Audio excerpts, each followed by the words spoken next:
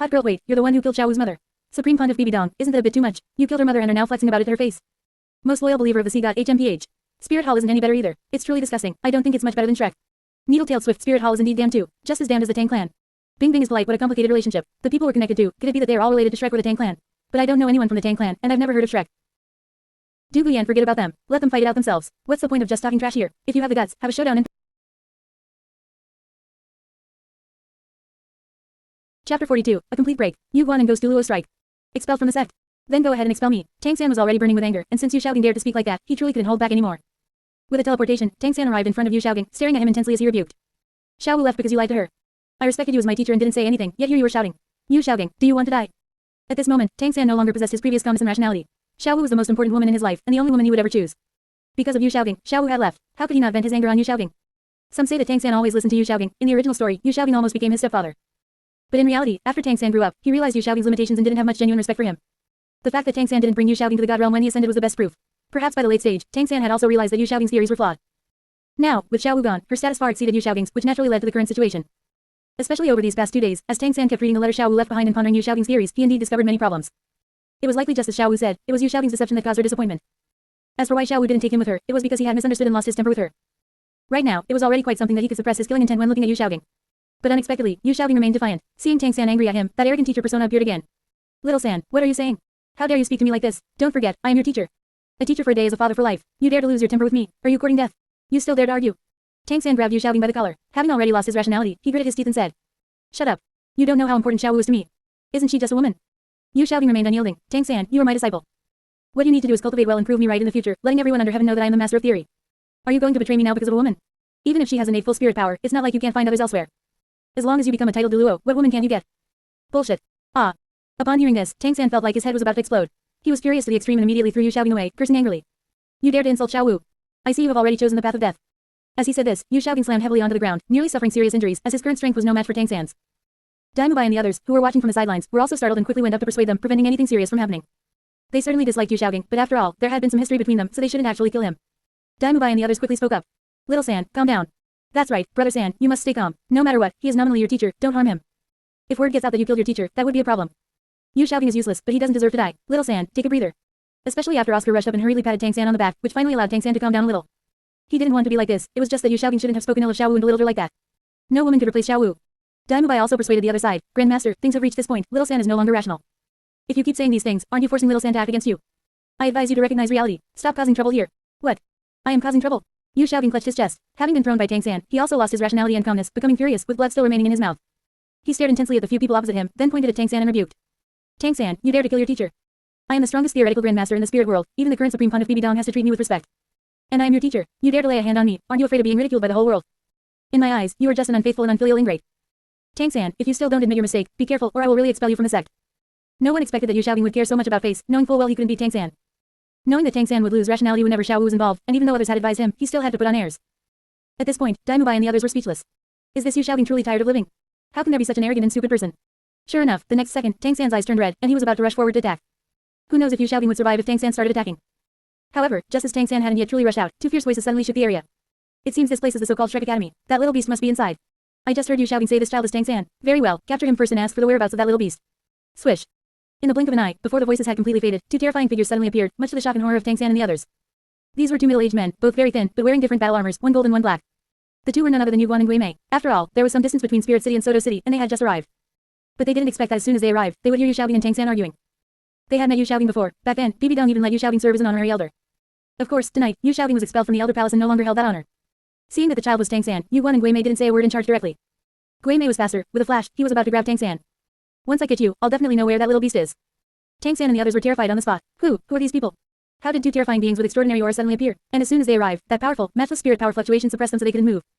Could they be high-level spirit masters, spirit saints, spirit Duluos, or titled Duluo? However, before Tang San could even think, Gui Mei's figure had already arrived. He stood in front of Tang San, his body exuding a ghostly, gloomy, and icy aura. Just one look made Tang San tremble with fear. Who are you? Tang San asked, and Gui Mei laughed wickedly. Who am I? The enemy of your Tang clan. Chapter 43 Tang Hao saves the day. Everyone is bullying Yu Xiaogang. Without a word, Gui Mei reached out directly and grabbed toward Tang San's neck. Daimubai and the others still recognized Tang San as their brother and rushed over quickly, wanting to save him. Little San. 3rd brother. However, before they could get close, in an instant, another terrifying wave of spirit power erupted. Whoosh. A stronger figure flashed by, grabbing Tang San from behind and yanking him away. Gui Mei grabbed at the void realm, but got nothing. He and Yu Guan looked toward the distance simultaneously. Sure enough, a desolate-looking middle-aged man wearing a coarse cloth robe was holding Tang San. It's you, Gui Mei exclaimed in shock. Yu Guan also frowned. Very well, the Supreme Pontiff was right. This kid really is your son. Tang Hao, you were hiding in the shadows to protect your son. Tang Hao. As soon as this name was mentioned, it immediately drew everyone's attention. Even Yu Xiaogang, who had absolutely no idea what was happening, muttered to himself and looked over in shock. Sure enough, the cloak was blown up by the wind, and the hood was quickly flipped back, revealing a man with scruffy stubble, looking somewhat decadent, yet his eyes were filled with killing intent. This person was none other than Tang Hao. Dad, Daddy. Tang San was in disbelief as he looked back. He could not imagine that at this very moment, he would see the father he had been longing for. Daddy, why are you here?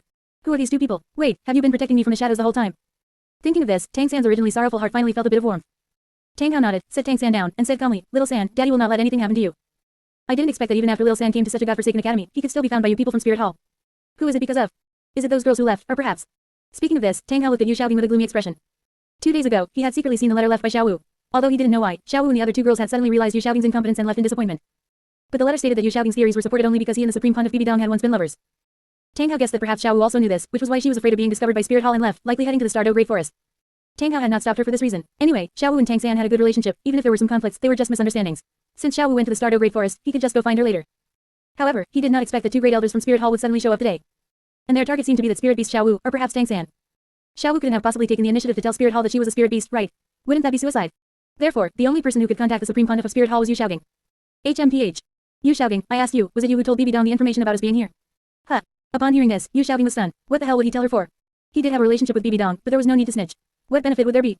Tang San was his disciple, the one who would prove his theories in the future. How could he possibly harm him?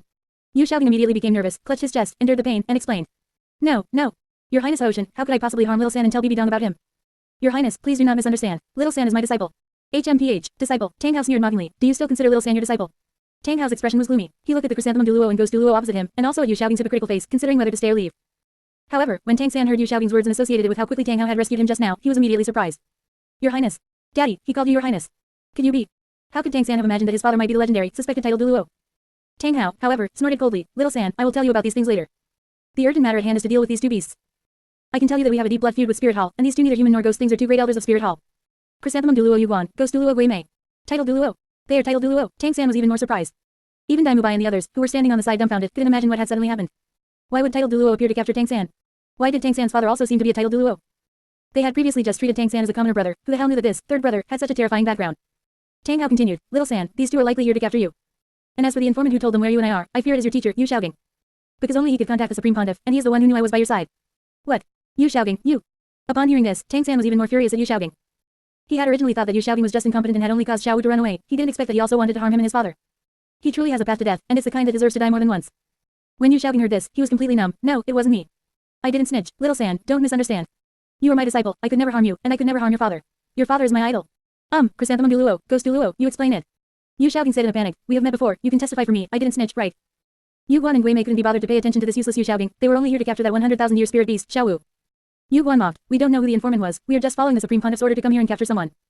However, Tang Hao, rest assured, the Supreme Pontiff did indeed have intelligence knowing that you and your son were here. Unfortunately, our goal today is not you, but a girl named Xiao Wu. I ask you, where's that Xiao Wu? Xiao Wu. When Tang San heard this name, he became agitated again, you want to harm Xiao Wu? No, I will never let you harm her. Oh, Yu Guan sneered, that is not up to you. Hey, you. Yu Guan scanned the area, knowing that he couldn't capture Tang Hao and Tang San, and might not even be able to defeat Tang Hao. He quickly looked at Yu Xiaogang again, grabbed him, and asked coldly, Yu Xiaogang. You are a close friend of the Supreme Pontiff. I asked you, where's that girl named Xiao Wu? I don't know. Yu Xiaogang was about to cry. Why is everyone targeting me? If I knew where Xiao Wu was, would I still be arguing with my only disciple, nearly falling apart? Chapter 44, Flender and others die miserably. Shrek completely disappears. Don't know. Stop pretending. Yu Guan rushed over, grabbed Yu Xiaogang by the neck, and scolded, that Xiao Wu was your student. And now you're telling me you don't know. Quote. I think you see Tang Hao is here, and you want to curry favor with them, so you're pretending not to know, right? It's not like that. Yu Xiaogang was on the verge of tears, painfully explaining, Chrysanthemum Duluo, why would I lie to you? If I knew where Xiao Wu was, I would definitely turn her over. Would I risk my life for a woman? Xiao Wu left a long time ago. It's because that dead girl Xiao Wu left that my unfilial disciple Tang San argued with me. What? Yu Guan's face turned gloomy upon hearing this, and he looked at Gui Mei on the side. Gui Mei stroked his chin and thought, finally responding, this guy is weak and incompetent, he surely wouldn't risk his life for a girl. What he said should be true. In that case, Your Highness the Supreme Pontiff's mission cannot be completed. After saying this, the two couldn't help but look at Tang San again. The two were pondering, if Xiao Wu couldn't be caught, could this so-called Tang San be caught instead? But they both clearly understood that they couldn't beat Tang Hao, this guy had a 100,000-year spirit ring. Thinking of this, Yu Guan decided to give up. He grabbed Yu Xiaogang and retreated to Gui Mei's side, saying, old ghost, that little beast is probably really not here. I haven't sensed her aura in the surroundings either. Since we can't catch Tang San, let's just take this guy. Didn't the Supreme Pontiff like this Yu Xiaogang before? Taking him back might exempt us from punishment. This, alright. Gui Mei sighed, also speechless. They hadn't found the 100,000-year spirit beast, so they could only take a piece of trash back. But perhaps relying on this trash to divert the Supreme Pontiff's attention would be okay. Seeing this, Tang San was still somewhat hesitant. Although Yu Xiaobing was useless, he was still his teacher in name. He asked Tang Hao, "Father, Yu Xiaobing is my teacher in name after all. Should we save him?" Tang Hao snorted coldly in response. "Save him? Such a piece of trash. Little San, I've read the letter that Xiao Wu left for you before. That girl was right. Yu Xiaobing's cultivation methods for you were completely on the wrong path. Sigh, it was also my irresponsibility that led to you being affected now. And you want me to save him? I haven't killed him yet only for your sake. What, really led me down the wrong path?" Tang San was terrified. The Xiao Wu he loved the most said so, and his father, a titled Duluo, also said so. Then Yu Xiaobing truly had a way to die. Why save him? Let him go to Spirit Hall to die. Unexpectedly, Yu Xiaobing's face turned gloomy upon hearing this, appearing angry. What? Tang Hao, you actually dare to say my theory is wrong? Bullshit, your son Tang San was clearly taught by me to be the genius he is today. You actually say I taught your son wrong. You shameless thing who burns bridges. I have done so much for your son, and you still slander me. Fine, I will go back to Spirit Hall with them now. When the time comes, I will let Bibi Dong avenge me. Kill you ungrateful father and son. Yu Xiaobing, if you dare. Tang San was also extremely angry when he heard this. Then don't blame me for killing you when the time comes. Even if you were my teacher, I won't let you go. Tang San, you ungrateful little beast. Yu Xiaobing went completely crazy. You dare say that to me? I am your teacher. I am a father figure. As the saying goes, a teacher for a day is a father for life. You just wait. I will definitely make Bibi Dong teach you a lesson for me. Enough, you useless piece of trash. What are you saying here? Yu Guan heard this and slapped Yu Xiaobing across the face. We have no interest in dealing with this. Catching you back is just to prove that we've done our job. Gui Mei also sneered. Once we reach Spirit Hall, whether the Supreme Pontiff still recognizes you is another matter. Bullshit. Yu Guan, you dare hit me. Yu Xiaobing was even more furious. Do you know that I am Bibi Dong's lover? When the time comes, I will have Bibi Dong strip you of your elder position, believe it or not. You are all bullying me. You are all jealous of my talent. I am the theoretical grandmaster of the spirit world. Only a top-tier titled Duluo like Bibi Dong can understand my talent. You wait. As long as I exude some charm, Bibi Dong will definitely listen to me and defeat you all. Madman. Tang Hao sneered from afar. He stroked Tang San's head. Little San, I'm afraid of hurting you now, so it's not good to fight these two guys. If this Yu Xiaobing really joins Spirit Hall to harm us in the future, I want you to solve it yourself. Yes, father. Tang San also clenched his fists, his heart filled with endless grief and indignation. He had already guessed that his family had a blood feud with Spirit Hall. For this Yu Xiaobing to dare to join Spirit Hall in front of him, he was no longer qualified to be his teacher. Sooner or later, he would personally deal with Yu Xiaobing. Little San, this is not a place to stay long, let's leave first. After speaking, Tang Hao took Tang San and disappeared from the spot. On the other side, Yu Guan and Gui Mei also left, taking the slapped Yu Xiaobing with them. The entire Shrek Academy was now left with only Dai Mubai, Oscar, and Ma Hongjun. The three of them were dumbfounded, standing in place, at a loss. The three discussed. Damn, what the hell happened? Why did our Shrek suddenly become like this? Yeah, Little San's father is actually the legendary Clear Sky Duluo. Doesn't that mean Little San is from the Clear Sky sect? Grandmaster, that piece of trash, was also taken away by Spirit Hall, and he even said he would join Spirit Hall. Won't he come back to beat us up later? Now all the girls including Xiao Wu have left, whereabouts unknown. Boss Dai, should we stay at Shrek? Hearing the question, Dai Mubai's eyes were full of worry. He didn't know anything, the future of this Shrek was now completely gone. And just at this moment, another figure was rapidly approaching from afar. Someone. Dai Mubai was extremely vigilant, thinking it was the people from Spirit Hall who had returned. But in the next second, they saw the heavily injured Flender flying back, and after seeing Dai Mubai and the others, he finally collapsed from exhaustion. Dai Mubai and the others hurriedly went up. Dean. Dean, why is it you? Dean, are you okay? Flender had a large amount of bloodstains on his chest, presumably having suffered serious injuries. He said painfully, the chrysanthemum and ghost Duluo of Spirit Hall descended. I and the other teachers discovered them and went to negotiate. But I didn't expect those two to be ruthless. They directly killed Zhao Wuji and the other teachers, and only I escaped. Shrek is finished. Chapter 45. Tang San vows to kill Yu Xiaobing. Tang Hao revealed the truth. What? Teacher Zhao Wuji and the others are all dead. No way, no wonder you weren't there, Dean. When Yu Xiaobing and Tang San were arguing earlier, you didn't show up. We thought you just didn't want to get involved. So you had discovered chrysanthemum Duluo and ghost Duluo long ago, and were beaten so badly. Then, what do we do? Our Shrek can no longer exist. Listening to the children, Flender let out a long sigh and said with the last of his strength. I was pierced through by chrysanthemum Duluo's spirit ability, and my time is short. I forced myself to return only because I was worried about you. You are all Shrek's last hope. Go to Heaven Do City and find Luer Long, the Dean of Lambda Academy. She is an old friend of mine, she will take you in. Remember, you must avenge Shrek. You must. Dean. No, please, no. In the end, Flender could no longer hold on. If Zhao Wuji and the others couldn't survive, how could he? He had only forced himself to endure the excruciating pain just to see if Shrek students were safe. After all, they were his final concern. Fortunately, he managed to make things clear before he died, at least finding a way out for Dai Mubai and the others. Dai Mubai and the others wept uncontrollably, overwhelmed with grief, constantly shouting and calling out for his soul. But the dead cannot be brought back to life. Flender and the others were not the protagonists, so even in death, their ends were so abrupt and unceremonious. In the distance, Tang Hao had completely left Shrek with Tang San, unaware of Flender and the others' deaths. Perhaps Tang Hao had seen it long ago but simply ignored it. Only when they reached a quiet and secluded place did Tang Hao set Tang San down, both of them temporarily safe. Tang San immediately took out a fire striker from his storage spirit tool, gathered some firewood, and lit a fire. The father and son sat by the campfire. Tang Hao took the initiative to speak. I know you must have many questions, right? Tang San did not ask, but spoke calmly. I can tell that you have your own difficulties, father. Don't worry, father. No matter what, little San believes in you. Tang Hao nodded and sighed. There are some things I didn't tell you simply because you aren't strong enough yet. I was afraid that if you knew, you would act rashly. But you can also see that our family has a feud with Spirit Hall. This hatred can even be said to be irreconcilable, an absolute fight to the death. If Chrysanthemum Duluo and Ghost Duluo hadn't appeared, I might not have stepped in to interfere. When I saw that little girl's letter, I also wanted to see how you would handle such a situation. Xiao Wu's letter, Tang San pondered, finding it reasonable. His father was a titled Duluo, so his mental force must be incredibly formidable. When he opened the envelope to read it, his father should have been able to see it clearly even from a distance. Tang San quickly asked, then father, do you know why Xiao Wu suddenly left? And why didn't the people from Spirit Hall come to capture me, but instead targeted Xiao Wu? Tang Hao explained, they didn't capture you probably because Yu Xiaobing informed them, so they knew I was by your side and knew they couldn't defeat me. As for capturing Xiao Wu, it's likely because Yu Xiaobing saw through her identity as a 100,000-year spirit beast and informed Bibi Dong. What? A spirit beast? A 100,000-year spirit beast? How's this possible? Hearing this, Tang San was almost dumbfounded. How could his perfectly fine Xiao Wu suddenly turn out to be a spirit beast, and a 100,000-year one at that? This couldn't be right, could it? Tang Hao explained calmly, yes, your Xiao Wu is indeed a 100,000-year spirit beast. A 100,000-year spirit beast can take on human form, and once they cultivate to the late stage, they can completely become human. I suspect that the little girl's departure this time was because she discovered Yu Xiaogang had seen through her identity, and subsequently found out the truth about Yu Xiaogang being a useless fraud who was in contact with Spirit Hall. So she chose to leave to avoid being captured by Spirit Hall, while Yu Xiaogang went ahead and leaked the information to Spirit Hall anyway. As for how Yu Xiaogang managed to see that Xiao Wu was a spirit beast, perhaps it has to do with those strange theories of his. But don't worry, didn't your Xiao Wu want to take you with her before she left? It's just that you got angry for some reason, which frightened her, so she left by herself first. But since she was able to leave ahead of time, she should have returned to the Stardew Great Forest, where she is perfectly safe. Little San, when that girl spoke of theft and someone who plagiarized to win fame, she was referring to Yu Xiaogang. Why did you suddenly fly into a rage back then and scare her? Asking this, Tang Hao found it rather strange. Although he hadn't realized at the time who Xiao Wu was talking about with her veiled insults, it couldn't possibly have been you, Tang San, could it? What does someone who steals others' achievements and claims them as their own have to do with a kid like you? Why did you get so furious? That girl almost dragged you away with her. Hearing this, Tang San felt a bit embarrassed and a little afraid. At that time, he really thought Xiao Wu had found out his secret, and was hinting at him, warning him. He couldn't let anyone know that he had betrayed the Tang sect and was using Tang sect things to show off, which was why he got angry. Who could have known that Xiao Wu was talking about Yu Xiaogang, and had only refrained from naming him directly out of respect for his face? Oh, Xiao Wu, if you had just insulted Yu Xiaogang directly back then, maybe I would have left with you long ago. Tang San sighed and made up an excuse. Sigh, at that time I actually had a vague suspicion that she was talking about Yu Xiaogang. After all, he is my teacher, so I wanted to defend him. Father, who could have thought that Yu Xiaogang really is a piece of trash? Tang Hao nodded, not dwelling on this point, and agreed, indeed, even I didn't see through him before. Of course, it was also because I was too depressed and irresponsible. But at least you no longer have to listen to Yu Xiaogang. Furthermore, since Xiao Wu escaped early, she will almost certainly be fine. I watched them, and the place those three girls went was the Stardew Great Forest. So just cultivate well. In the future, the worst case is you just go to the Stardew Great Forest to find her. Also, what that girl said in her letter about Yu Xiaogang leading you astray, and how you should have taken the life path. Only then did I realize that there's indeed a problem. Speaking to this point, Tang Hao said somewhat solemnly, Little San, there are many things that are not convenient for me to say right now. But I can tell you that your blue silver grass spirit comes from your mother. Your mother was renowned for her life force. Actually, I should have realized it sooner. Blue silver grass is found all over the continent, endless and ever growing. Taking the life path is the best option. Now, influenced by Yu Xiaogang, all three of your spirit rings focus on control and poison, which instead suppresses your life force. Yu Xiaogang has truly harmed you deeply. What? Hearing this, Tang San was also quite surprised. He hadn't expected his mother to be a blue silver grass spirit master, and one who took the life path. In that case, had he really been led astray? Tang San's face instantly darkened. Thinking of Yu Xiaogang's face, he said viciously, damn Yu Xiaogang. To think he made me waste so much energy, and even waste 3 entire spirit ring slots. He doesn't deserve to be a teacher at all. When I see him again in the future, I will definitely kill him. Chapter 46, BB Dong, you're abandoning me too. ... Spirit Hall. BB Dong was still waiting for the return of Elders Ju and Gui, hoping that the two Grand Elders would directly bring back a bound 100,000-year spirit beast.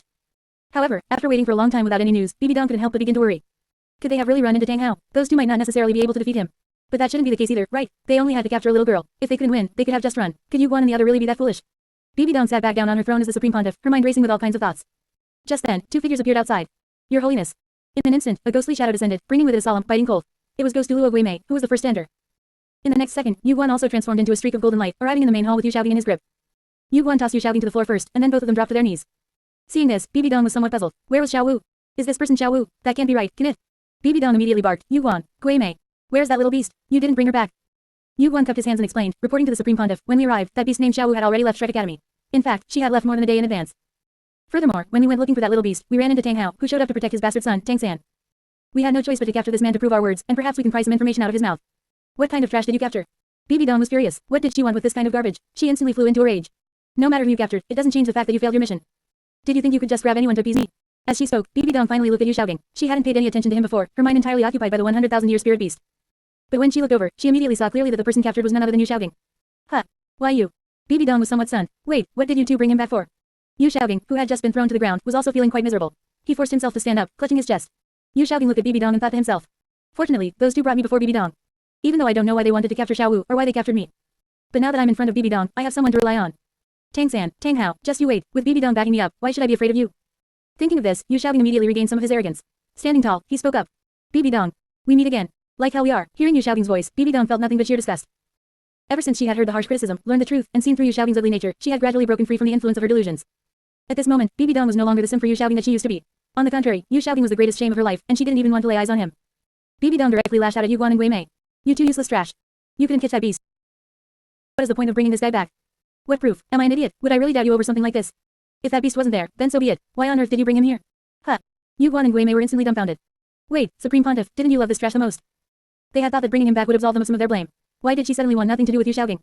Yu Guan hurriedly explained, Your Holiness, we brought him back thinking it would prove that what we said was true.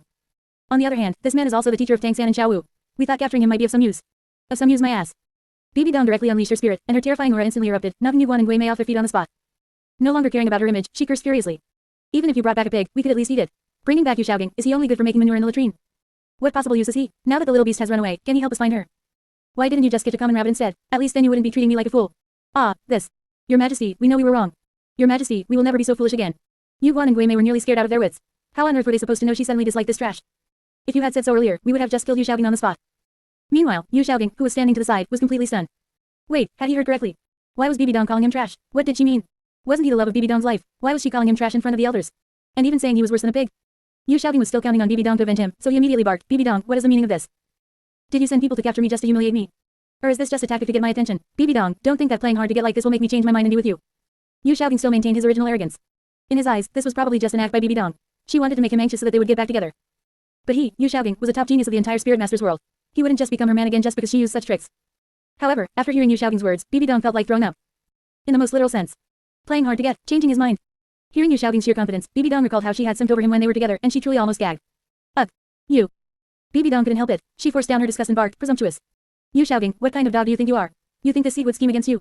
And me sending people to capture you? Why would I capture a piece of trash like you? Yu-Guan, Gui Mei, look at what you've done. This trash is starting to flatter himself. Hearing this and seeing Bibi Dong's reaction, Yu-Guan and Gui Mei finally understood. Holy crap, so the Supreme Pontiff really doesn't like him anymore. If they had known this earlier, why the hell would they have captured him? Yu-Guan and Gui Mei quickly continued to apologize. Please forgive us, Supreme Pontiff. We await your punishment. Bibi Dong ignored them, merely looking at Yu Xiaogang with absolute disgust, thinking that ending things here would be fine too. She suddenly barked, Yu Xiaogang. Since you are here, fine, you and I shall cut ties completely right now. Stop flattering yourself, I don't have the slightest interest in you. On the contrary, a hypocritical piece of trash like you only makes me feel disgusted. For the sake of our past acquaintance, leave, I shall spare your life. Having said that, Bibi Dong didn't want to stay a moment longer, terrified of continuing to feel sick. But to her surprise, Yu Xiaogang refused to accept this. He had been counting on Bibi Dong to continue simping over him and help him deal with Tang Hao and Tang San. He couldn't just leave like this. He believed that Bibi Dong was just putting on an act and must still love him. After a brief thought, Yu Xiaogang still spoke up, Bibi Dong. What is your status? Am I someone you can just order around? Chapter 47, Castrate Yu Xiaogang, Bibi Dong's Ruthlessness.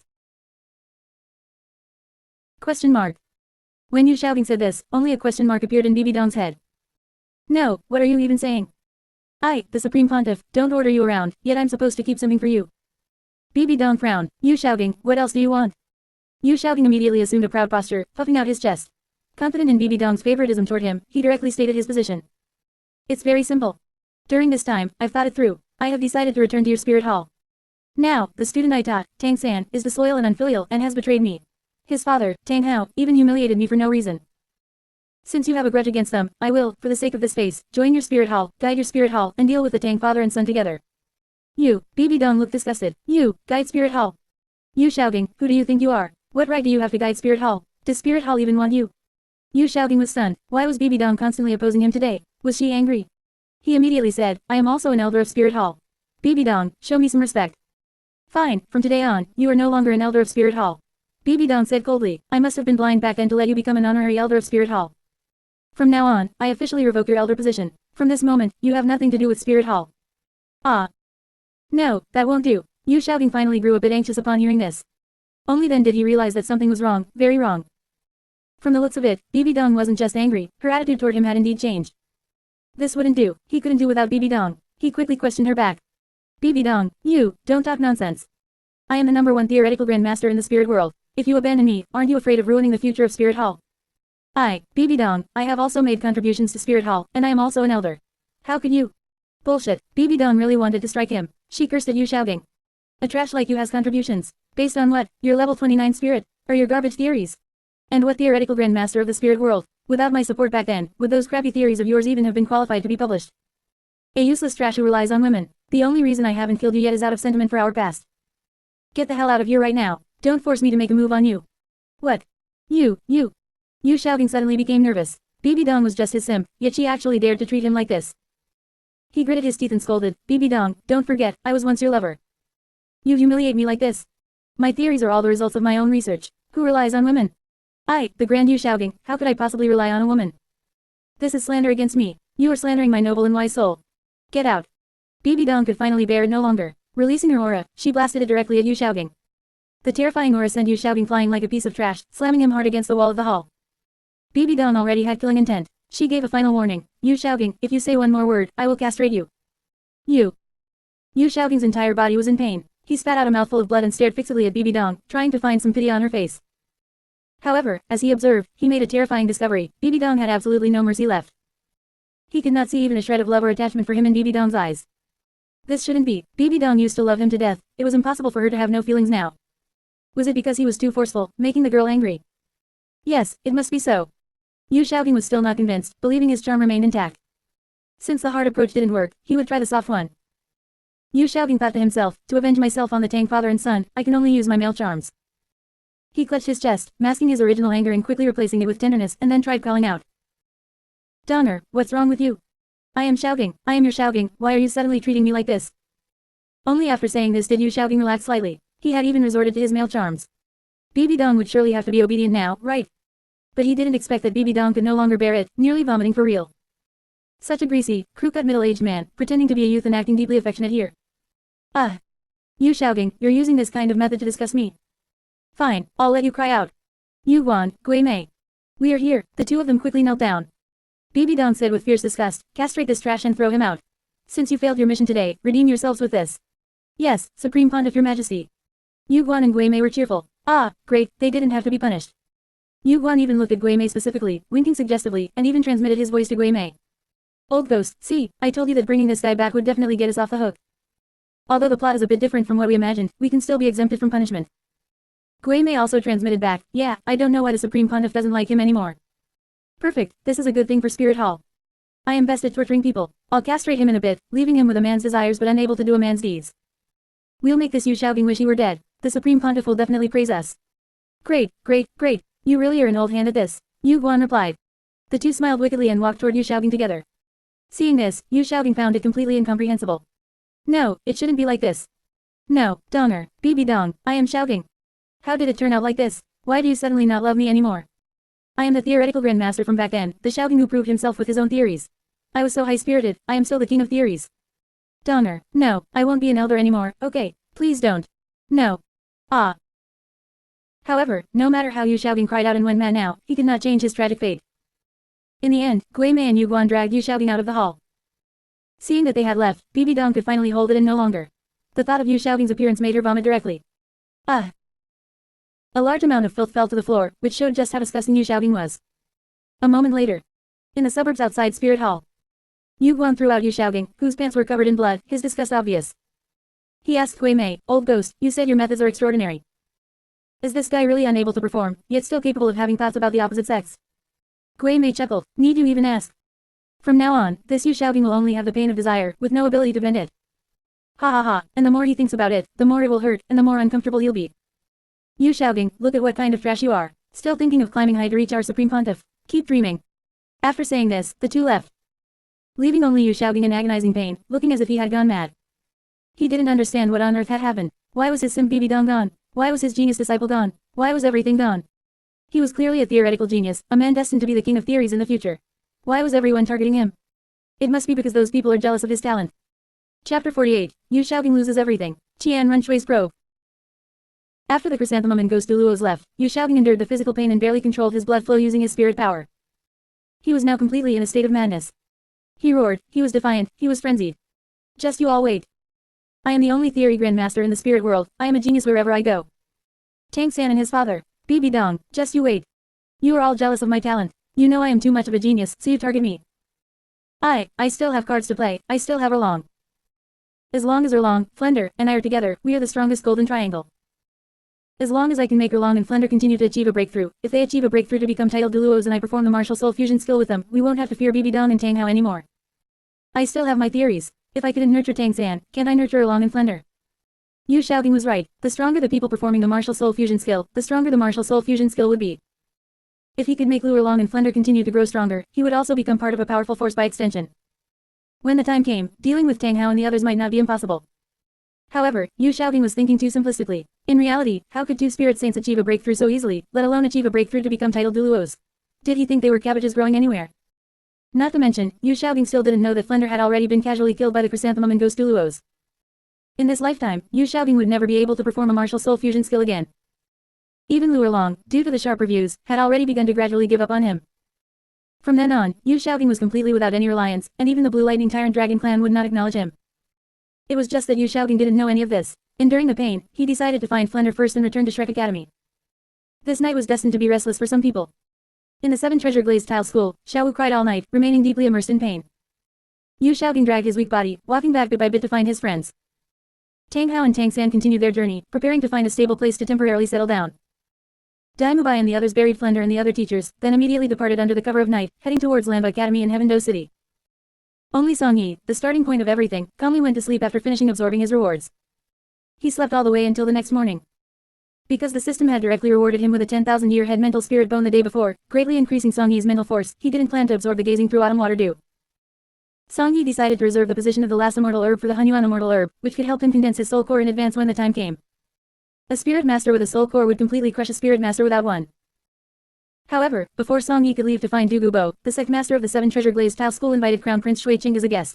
For security reasons, no one was allowed to enter or leave the sect. Of course, if someone like N.A.N wanted to go out, it would certainly be fine, since she was the sect master's daughter. But although Song Yi claimed to be N.A.N's friend, the other servants of the 7 Treasure Glazed Tile School didn't know that. Furthermore, N.A.N was busy taking care of Xiao Wu, and Ning Fengji and the 2 titled Duluos had to accompany the Crown Prince. Thus, Song Yi was in a bit of an awkward position and couldn't easily leave. Seriously, I can't even go out to buy a few things. I'm your young Mrs. Friend. Song Yi explained to the guards, but he didn't expect that the current guards of the 7 Treasure Glazed Tile School actually included quite a few spirit emperors and even spirit saints. He couldn't even force his way out if he wanted to. Having no choice, Song Yi said indifferently, forget it. Sigh, if I can't go out today, I'll just wait until tomorrow. Rushing out rashly might easily cause a misunderstanding, and it's not like I'm short on a single day. In any case, the N.A.N immortal herb was an immortal herb that remained hidden, even a titled Duluo couldn't discover it, so it wouldn't be lost. He didn't mind, and going a day late was perfectly fine. But Song Yi was puzzled. Isn't Shui Qing just N.A.N Shui from the Spirit Hall? Even though Ning Fengji is her nominal teacher, what is she doing coming all the way to the 7 Treasure Glazed Tile School? Because of her status, she's wasting my time. What Song Yi didn't know was that N.A.N Shui's visit this time was indeed related to him.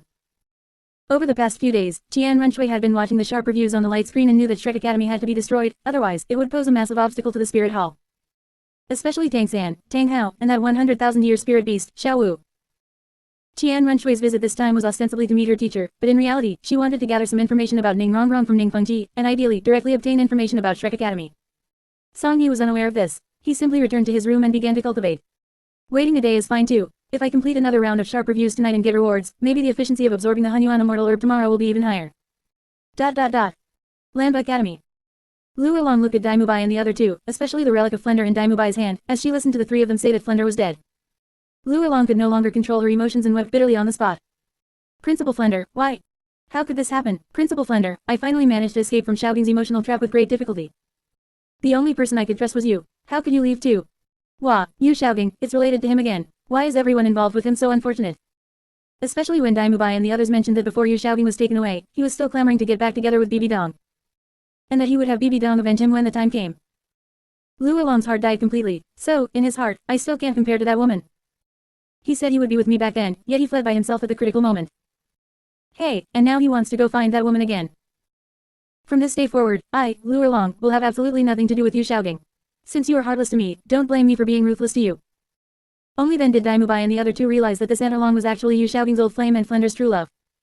What a pity that Flender had already passed away. If he could have seen that Lu Yulong no longer liked Yu Xiaoging, how happy he would have been, it would have meant he had hope again. But things do not always go as wished, and everything was now completely in the past.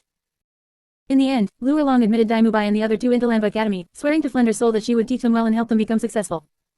On the other side, Yu Xiaoging returned to Shrek Academy only to see several graves. Refusing to believe it, he even dug up Flender's grave himself. Only when he saw Flender's corpse did he begin to vent his rage. To Yu Xiaoging, Flender was guilty. Flender, why did you have to die now? You're dead, my golden triangle is gone. How am I supposed to seek revenge in the future? You beast, Flender, do even you not want me to get revenge? You don't deserve to be my brother at all. Chapter 49, Sharp Review of Juliana, a burden to the Spirit Hall. Time once again arrived at the night of this new day. Song Yi had gone out once in the morning and couldn't leave again, so he settled down to cultivate, waiting for the arrival of today's sharp review task. Song Yi speculated to himself, after reviewing Xiao Wu, Tang San might be next. But there are still others related to Tang San. Maybe it will review a couple of other people first before reviewing Tang San. Either way is fine, as long as I exercise some restraint and don't get banned or audited, it'll be fine. Damn it, if the review is too harsh, it gets audited. What is this, targeting me? Song Yi shook his head, said no more, and continued to wait. As another new night descended, all the connected female characters had already begun waiting.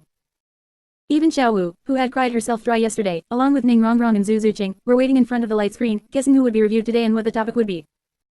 Although it hadn't officially started yet, some had already opened the light screen and were posting in the comments section, discussing and speculating.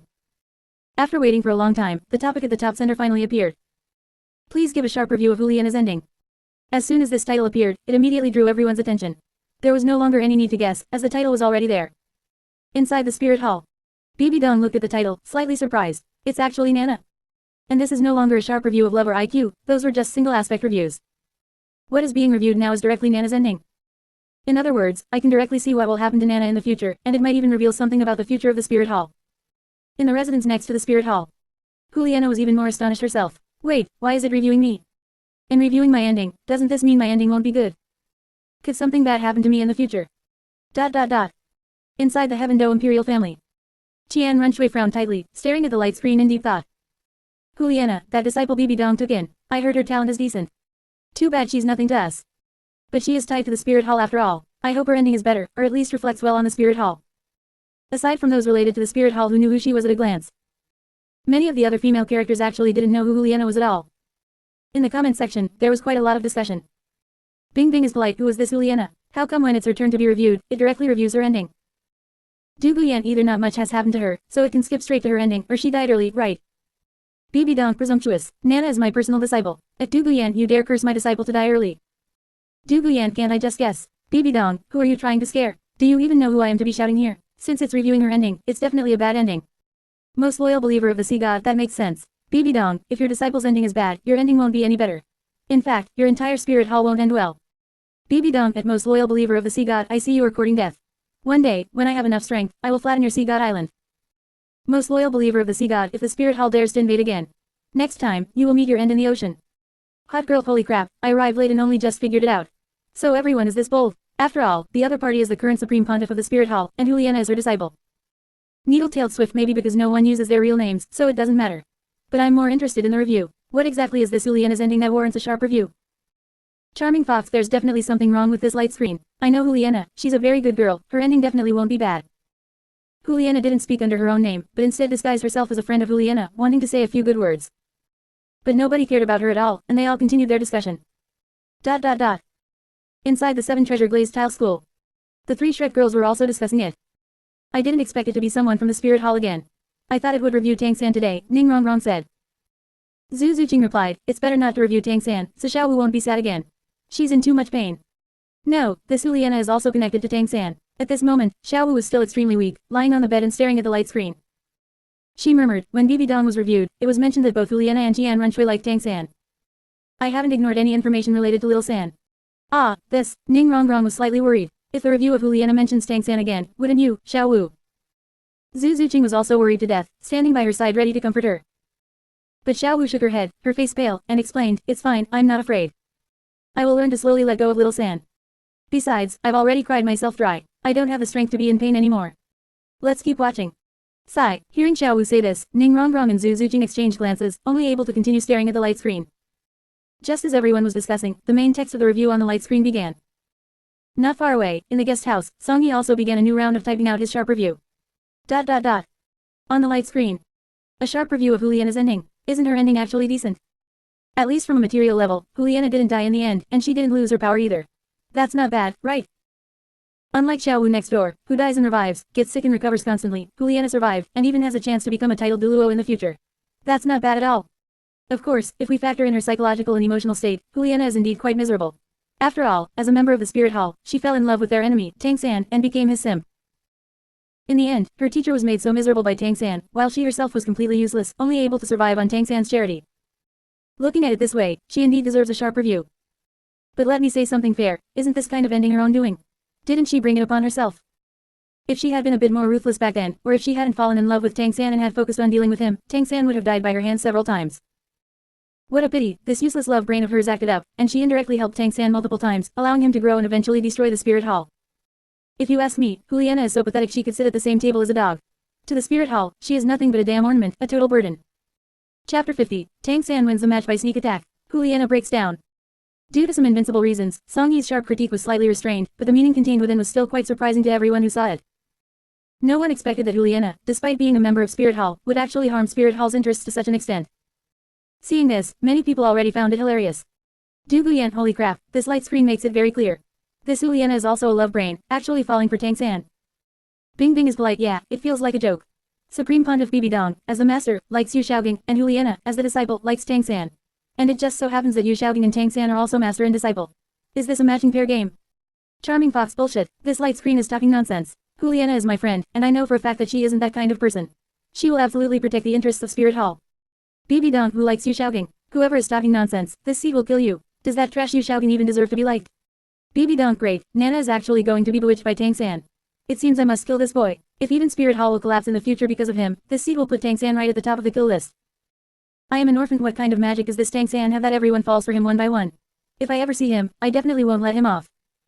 Most loyal believer of the sea god, I have to say, the Tang clan members do have some charm. Back then, Tang Chen, and the Tang Hao, hooking up with a 100,000-year spirit beast. This Tang San is also hooking up with everyone left and right. Hot girl, fortunately, I don't know Tang San, and I have absolutely no connection to him. It's impossible for me to ever fall for someone like that. The only princess Tang San, sigh. Although I'm unwilling to admit it, he is indeed very outstanding. Otherwise, why would Xiao Wu suffer so miserably yet still love him all this time? Although many people were watching the sharp critique of Juliana on the light screen, she was ultimately just a common supporting character, naturally used as a foil for Tang San. Many people started out discussing this charming fox, but as they chatted, they always ended up dragging Tang San into it. Inside Spirit Hall.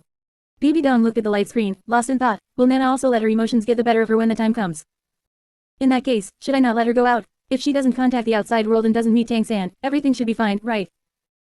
Tomorrow during the day, I must properly remind Nana and make sure this child remains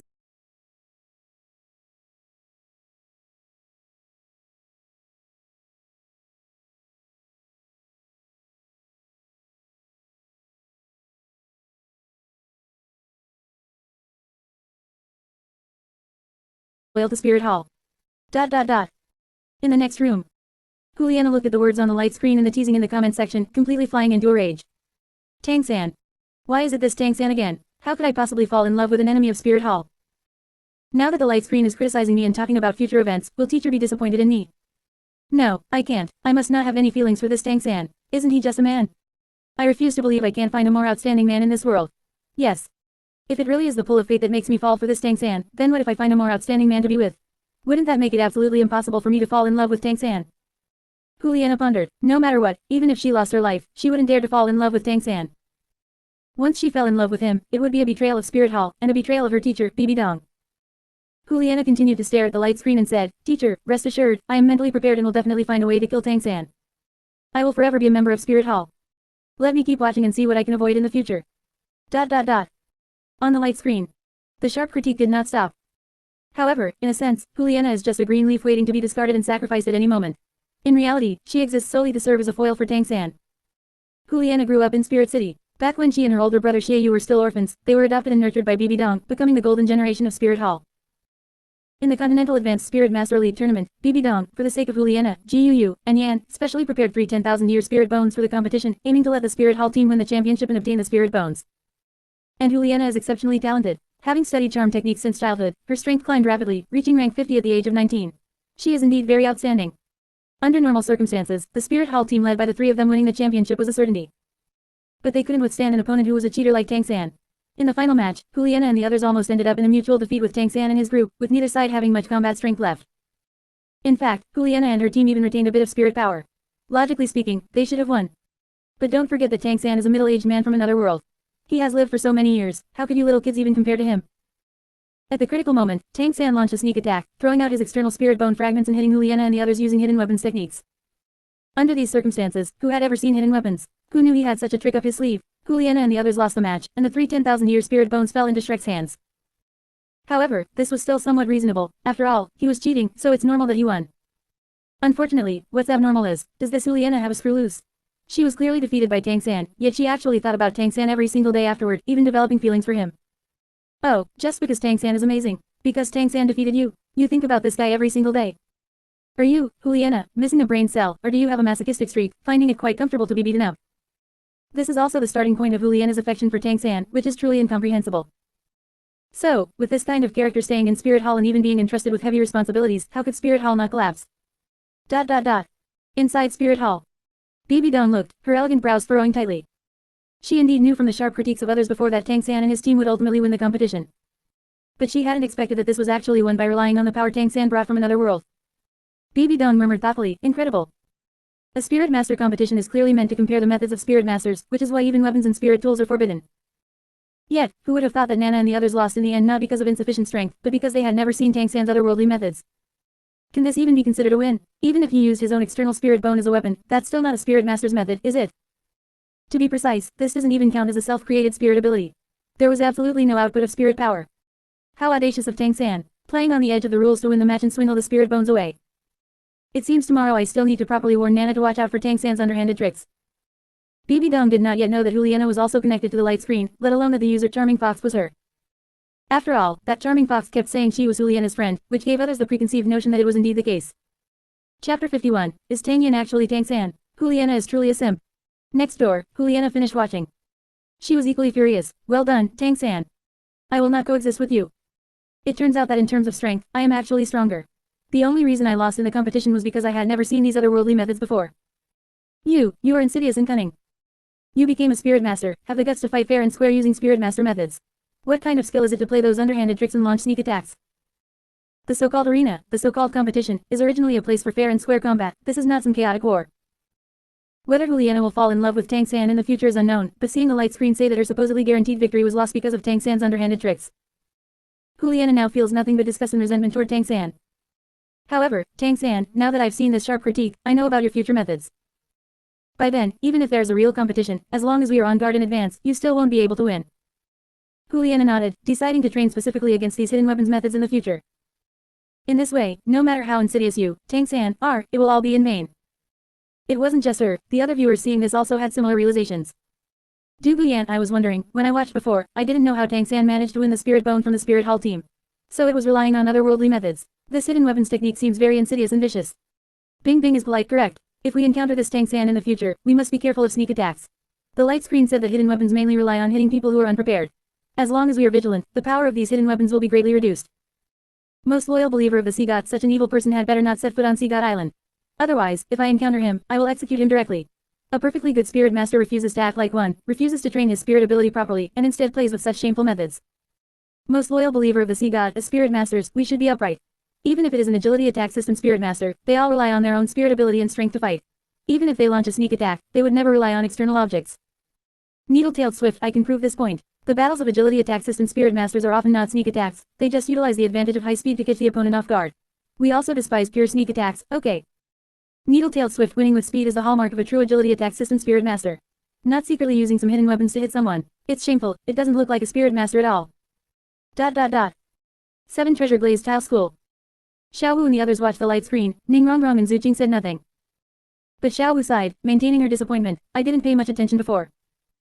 But now listening to these people's comments, it seems that is really the case. A truly upright person, why would they need to rely primarily on those sneak attack methods? Little San, are you really such an insidious person? Xiao Wu stared at the light screen, slightly dazed. And in the light screen, the sharp critique would not stop because of these people's discussions. In the end, it was a sharp critique of Juliana, or rather, women in general. It's just a pity that every time the sharp critique specifically targeted Juliana's stupidity, these onlookers would curse Tang San. Perhaps it is because Tang San's disgusting image is already deeply rooted in people's hearts. In the light screen. After the competition, Juliana thinks about Tang San every day. Fine, think about it, think as much as you want. As the successor of Spirit Hall, as long as you do not harm the interests of Spirit Hall and do not betray it, it doesn't matter who you think about in your heart. However, you, Juliana, should not, must not, continue to be stupid later on, helping Tang San again and again. For example, a year after the competition, you decided to go to Slaughter City for training, striving to obtain the Slaughter God domain to strengthen yourself, and also to forget Tang San. Yes, the slogan was shouted well, but in reality, what happened after you entered Slaughter City? You met Tang San, who was disguised as Tang Yin, and you fucking fell in love with this Tang Yin again. In order not to expose himself, this Tang Yin identity used the clear sky hammer spirit the whole time. You saw that the guy was handsome and had strength, and without any foreshadowing, you fell in love with this person again. Of course, we know this is actually Tang San. To put it bluntly, you still fell in love with Tang San. The key point is that Juliana is stupid beyond belief. When you met this Tang Yin, if you had used your brain a little, the rank was such a coincidence, it was a bit higher than the Tang San you met before, but not by much. And he possessed the clear sky hammer spirit, his name was Tang Yin, and even his hair color was the same. Even if his appearance changed, with all the various details, could you not have guessed that this person was at least related to Tang San? But Juliana's performance was. She didn't notice it at all. She just felt that Tang Yin was even more handsome than Tang San. Ah, I like him so much, Tang Yin is so amazing tilde. You pig-brained idiot, even if you didn't think of those coincidences, that jade belt around Tang San's waist, that spirit tool storage device, it was Tang San's only spirit tool storage device, and it looked exactly the same. You didn't care about that either, did you? In the entire Duluo continent, the only spirit tool storage devices that have appeared are the Wishful 100 treasure purse and the 24 moonlit bridges. Spirit tool storage devices are so rare, there are almost no identical ones. You didn't even notice that. Later, when Tang San met Dugubo saw that belt immediately and even guessed if someone had snatched Tang San's things. How? You, a spirit master who focuses on mental force. You, a person who spent every day thinking about Tang San before. You didn't even notice this. Were you doing it on purpose, or did you just become blind? Or is it that, because you fell in love with him, even if you knew he was Tang San, you could accept it? In order to be at peace with yourself for being with an enemy of Spirit Hall, you pretended not to recognize him. Juliana, oh Juliana, let me put it this way. When Tang San grows up and Spirit Hall collapses in the future, you are not without responsibility. In Slaughter City, you just acted like a supporting character, helping Tang San grow bit by bit. You are truly loyal to Spirit Hall. Fine, even if at the very worst, your brain was fried and you didn't notice anything, and didn't know he was Tang San, you at least knew he was from the Clear Sky Sect, right? The Clear Sky Sect and Spirit Hall have a blood feud. Spirit Hall will definitely wipe out the Clear Sky Sect in the future. No matter what the argument is, the Clear Sky Sect is an enemy of Spirit Hall. A person from the Clear Sky Sect is someone Spirit Hall should kill and attack. And you still fell in love with him. And you still went to sim for him. You are providing resources to the enemy of Spirit Hall. Fine, I'll find another excuse for you. Let's say that because you were in Slaughter City, you wanted someone to help you.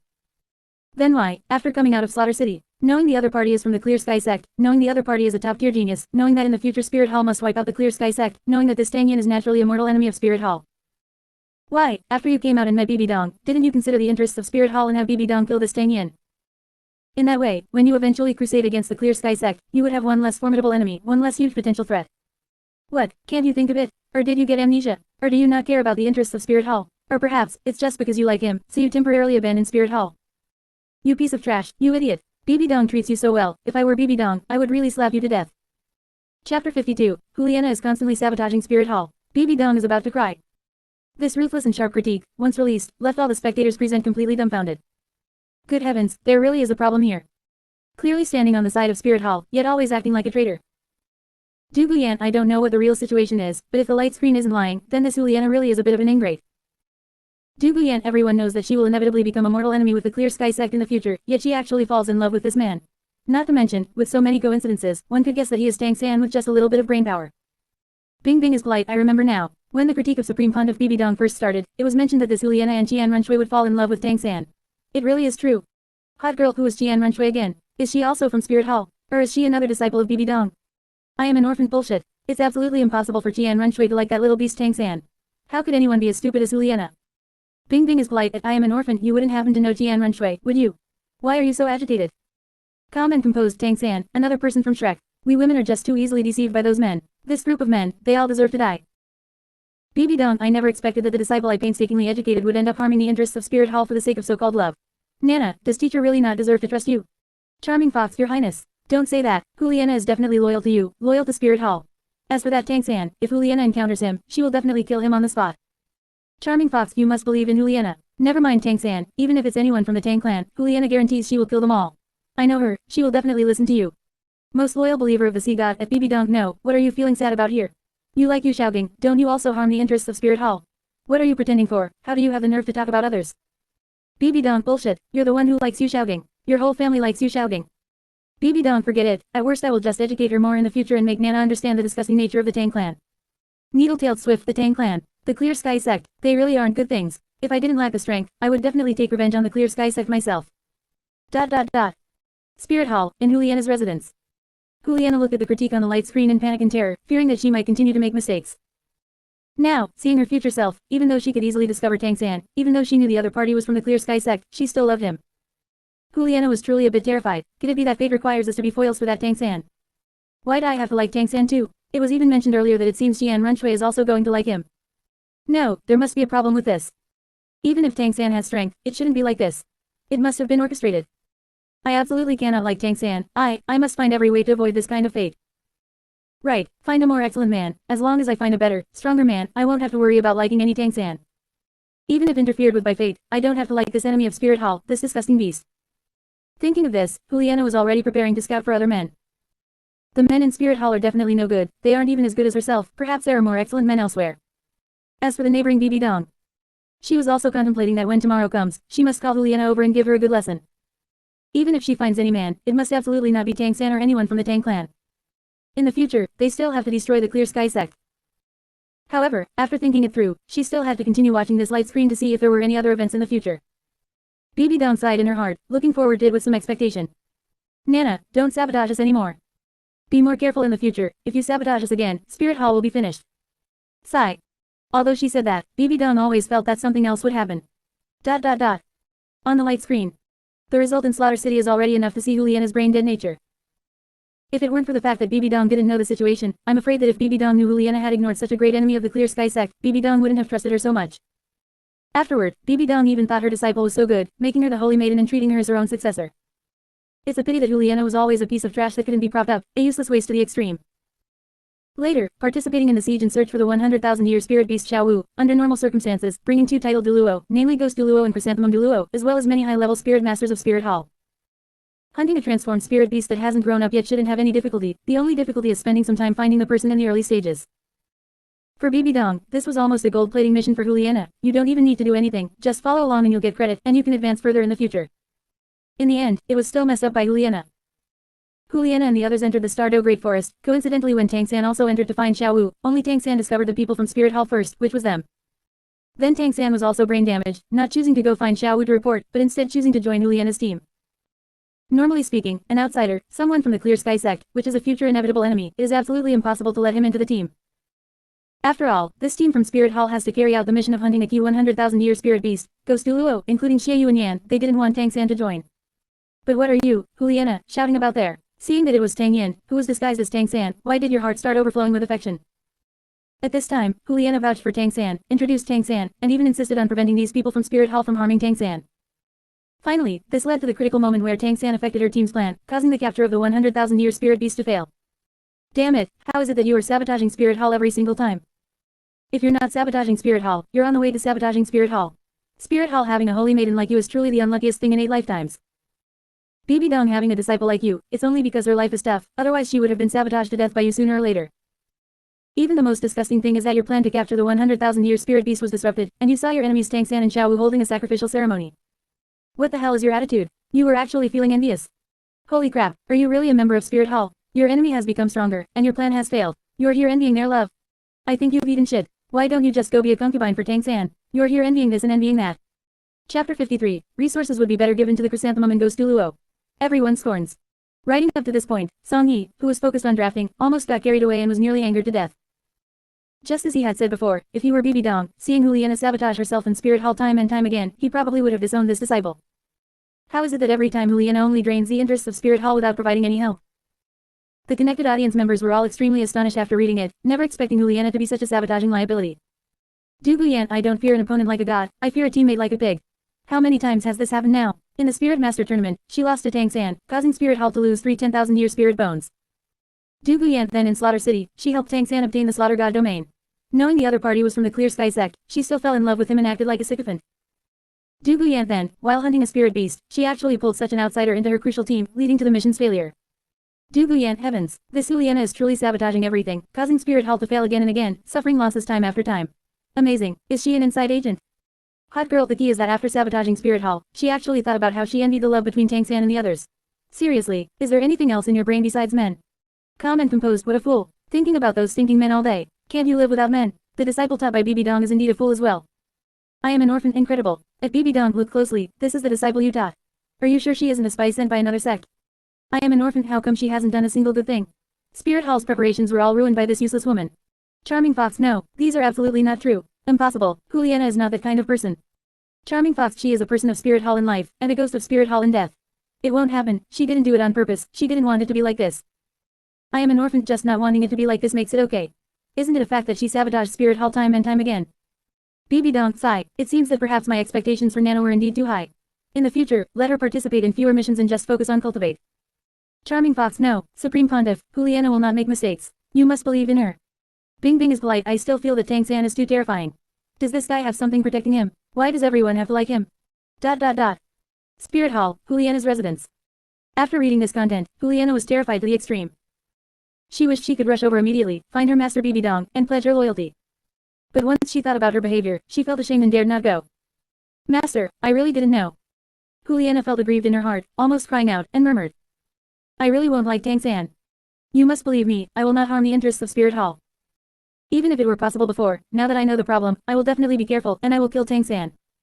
Master, if you still don't trust me, I will find a man as soon as possible and marry him. This will prove that I won't like Tang San, and I won't affect Spirit Hall. Master. By the end, the feeling of grievance grew deeper, and Juliana finally cried out loud. She had lived in Spirit Hall since she was a child and had always listened to Bibi Dong. How could she betray Spirit Hall? She didn't know about these things, and she didn't do it on purpose.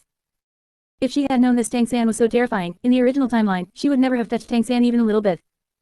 Juliana clenched her fists tightly, gritted her teeth, and stared at the light screen, saying, Tang San, everything is because of Tang San. You wait, damn Tang San. In the future, when I see you, even if I have to risk my life, I will kill you, I will kill your whole family. Master, don't worry, Nana will always be a person of Spirit Hall. She comforted herself, cheered herself up, and could only continue to look at the light screen. She only hoped that these sharp criticisms would end soon, so she could be spared from further continuous harm. Inside the light screen. The sharp criticism continued. Scolding such an idiot felt really satisfying. The spirit beast hunt failed, and Bibi Dong, considering she was her disciple, didn't know what to say. Regardless of how Bibi Dong is in other aspects, at least as a master, she has done her best. She gave resources when asked, gave status when asked, and gave affection when asked. When the Spirit Hall team failed in the Spirit Master Tournament and lost 3 Spirit Bones, Bibi Dong still gave Juliana a Spirit Bone afterward. This was already done perfectly. Juliana is simply incompetent herself, she cannot blame outsiders. Later, Juliana was of no use either. When Spirit Hall had conflicts, Bibi Dong became a god and fought Tang San, but lost to Tang San and had her god position broken. What about Juliana? She had almost no role, occasionally appearing as a background character to set off Tang San. In the final ending, it seems Juliana only became a spirit saint. It looks decent, but in reality, it was just a contrast with Tang San. That way, people will think, ah, the golden generation that was once on par with Tang San ended up as trash under Tang San's feet. This is to show that Tang San is even more awesome, right?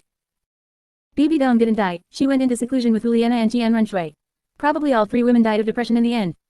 Such a piece of trash, from her appearance to the end, I haven't seen any good points about Juliana other than being used to set off Tang San. The more awesome Juliana was portrayed in the early stages, and the bigger her reputation, the stronger the contrast in the end, and the more stupid Juliana in the plot becomes. Such a person really shouldn't have been given responsibilities in Spirit Hall. She should have just been left to cultivate well and become a hired thug in the future. Perhaps without Juliana's repeated help to Tang San might not have been so fierce later on, right? Not to mention, Bibi Dong's various investments in cultivation of Juliana in the early stages were completely useless. Whatever Spirit Bone was bestowed, whatever Slaughter God domain, it would have been better to give them to Ghost Duluo and Chrysanthemum Duluo. If these 2 titled Duluo became stronger, they would be countless times more useful than Juliana.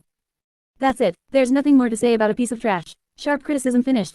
Indeed, in the end, Juliana had no role. In the games between various titled Duluo and gods, Juliana was just a small fry. The resources invested in cultivating Juliana in the early stages by Bibi Dong showed nothing, it was a total waste. It can only be said that Juliana's stupidity might also be influenced by her master, the idiot Bibi Dong, making both of them seem even stupider. Chapter 54, Rewards, Various Theories. Forging Dough Armor, Spirit Tool. Juliana's sharp critique was finished, but the audience was still left wanting more. Unfortunately, Juliana was ultimately just a supporting character with limited screen time. Being able to sharply critique this much and this ruthlessly was already quite good. Bing Bing is polite critiquing Juliana's ending. Is it the ending of becoming a clown? Too ridiculous, wasting so many resources, and it was useless in the end. Du Guyan, Spirit Bone. Resources, Slaughter God domain. My goodness, if these things were on me, I could become a titled Duluo. Is this Juliana too useless? Bibi Dong perhaps, I'm afraid I really had too high expectations for Nana. Sometimes, I should let this child relax a bit. Calm and composed Bibi Dong. Look at the disciple you taught, she is as brain dead as you, and just as love-struck. Your Spirit Hall is so embarrassing. Bibi Dong, calm and composed, do you have a problem? Aren't you Yu Xiaoging's lickspittle? How dare you talk about others? Calm and composed, don't mention Yu Xiaoging to me. This piece of trash doesn't deserve to have a woman like him. I am an orphan, enough. Saying so much is all nonsense. Everything is because of Tang San, because of the Tang clan. Only by destroying the Clear Sky sect can we solve the problem. Needle-tailed Swift, I support this. This beastly sect, the Clear Sky sect, is best destroyed quickly. Their persecution of our family is just as outrageous. The audience, seeing this, although feeling Juliana's situation was somewhat foolish, could also see that Tang San's problem was huge. As it turns out, I'm afraid Tang San is the key to everything. Such a person, solving him first, is the blessing and luck of everyone in the world. Spirit Hall, Juliana's residence. She sat on her bed, completely exhausted, looking at the final summary on the light screen. Thinking carefully, she could only mock herself. Yes, whether it's the Spirit Bone, the Slaughter God domain, or the resources I've had since childhood. Teacher has given me so much, yet I am of no use. Teacher, could it be that I really shouldn't have appeared in Spirit Hall? If these resources were given to those titled Duluo in Spirit Hall, the effect they could achieve would far exceed mine. The light screen's sharp critique is right, my ending is that of a clown, a meaningless existence. I'm sorry. When she finished saying this, Juliana could no longer suppress the pain in her heart, burst into tears, and buried her head completely into her pillow. At this moment, she was no longer the high and mighty prospective holy maiden of Spirit Hall, but just an ordinary young girl, an ordinary person unable to handle the blow. Tang San, in Juliana's mind, nothing else existed, only the intent to kill and hatred for Tang San. However, that's good. Now that the light screen has spoiled the future, I'm afraid Juliana won't like Tang San, no matter who else she likes in the future. It can be considered avoiding oversending. ... Next door, in the Pope's palace. Bibi Dong watched the light screen, feeling both frustration that her disciple couldn't live up to expectations and some regret. I didn't expect Nana to have such an ending, and I didn't expect that I would have such an ending either. My god position was shattered. Talking about living in seclusion, isn't it actually worse than death? In fact, in a sense, this isn't entirely Nana's fault. It's all the Tang San's fault. It seems that solving Tang San is even more important than letting the Spirit Empire start a war. Only by eliminating him can Spirit Hall truly unify the continent and allow me to successfully become a god. Tang San, Tang Clan, Clear Sky Sect. Bibi Dong nodded, pondering. Tomorrow, I will start specialized ideological education for Nana. I must make her view Tang San and the Clear Sky Sect as her primary mortal enemies. And now, taking precautions in advance is not bad. Just like me back then, being sharply critiqued is nothing more than losing face, but the information obtained after losing face is all true. To tell the truth, Bibi Dong was actually looking forward to tomorrow's sharp critique. She wondered who would be next after Juliana, and if it might be her daughter, N.A.N. Inside the 7 treasure glazed tile school. Xiao Wu and the other two looked at the comment section, where everyone was still cursing Tang San. Xiao Wu only felt incomparably painful in her heart. Although she wanted to slowly let go of Tang San, she still felt somewhat uncomfortable. Little San. Your charm is truly too great. It's just that, perhaps we really aren't suitable. I'm sorry. Wrong, turn off the light screen. Oh, okay, Ning comforted Xiao Wu a little and put away the light screen. They didn't really post in the light screen anymore. Perhaps they would be able to post again after Xiao Wu completely let go of Tang San and her attention was diverted. At that time, they would just be spectators. Next door, in the guest quarters. Song Yi stretched, feeling refreshed after solving the new day's sharp critique task. Not bad, another wave of ruthlessness. Today isn't a special occasion, so the reward shouldn't be too exaggerated.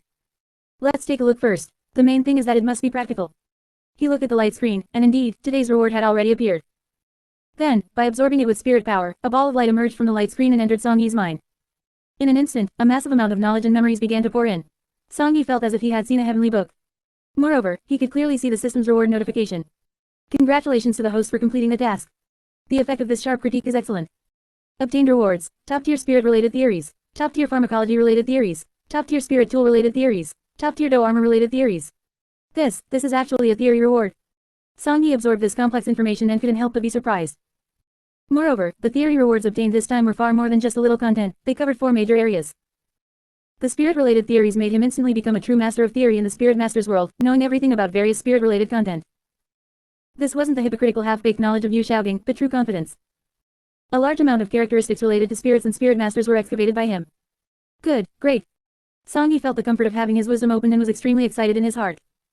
The spirit theories alone have too many uses. I can be familiar with various spirit power techniques and spirit characteristics, and easily create spirit abilities for myself and anyone else. At the same time, there are condensation techniques similar to spirit cores, and the principles of spirit power transmission, allowing me to teach others to condense spirit cores, and even giving me the opportunity to perform spirit fusion with others. These theories, although not as good as previous rewards on a material level. But as long as they are used well, this theoretical knowledge can completely allow me to easily mass-produce a large number of powerful spirit masters, directly promoting the development of the entire spirit master's world. Chapter 55. Du Gubo condenses a spirit core. Completely submits to Song Yi. Not to mention the theories related to pharmacology, right now, my pharmacological knowledge far exceeds that of Du Gubo and Tang San combined. The application of a mortal herb is a minor matter. With this pharmacological knowledge, I can even attempt alchemy, or combine ordinary herbs to enhance their medicinal power and effects.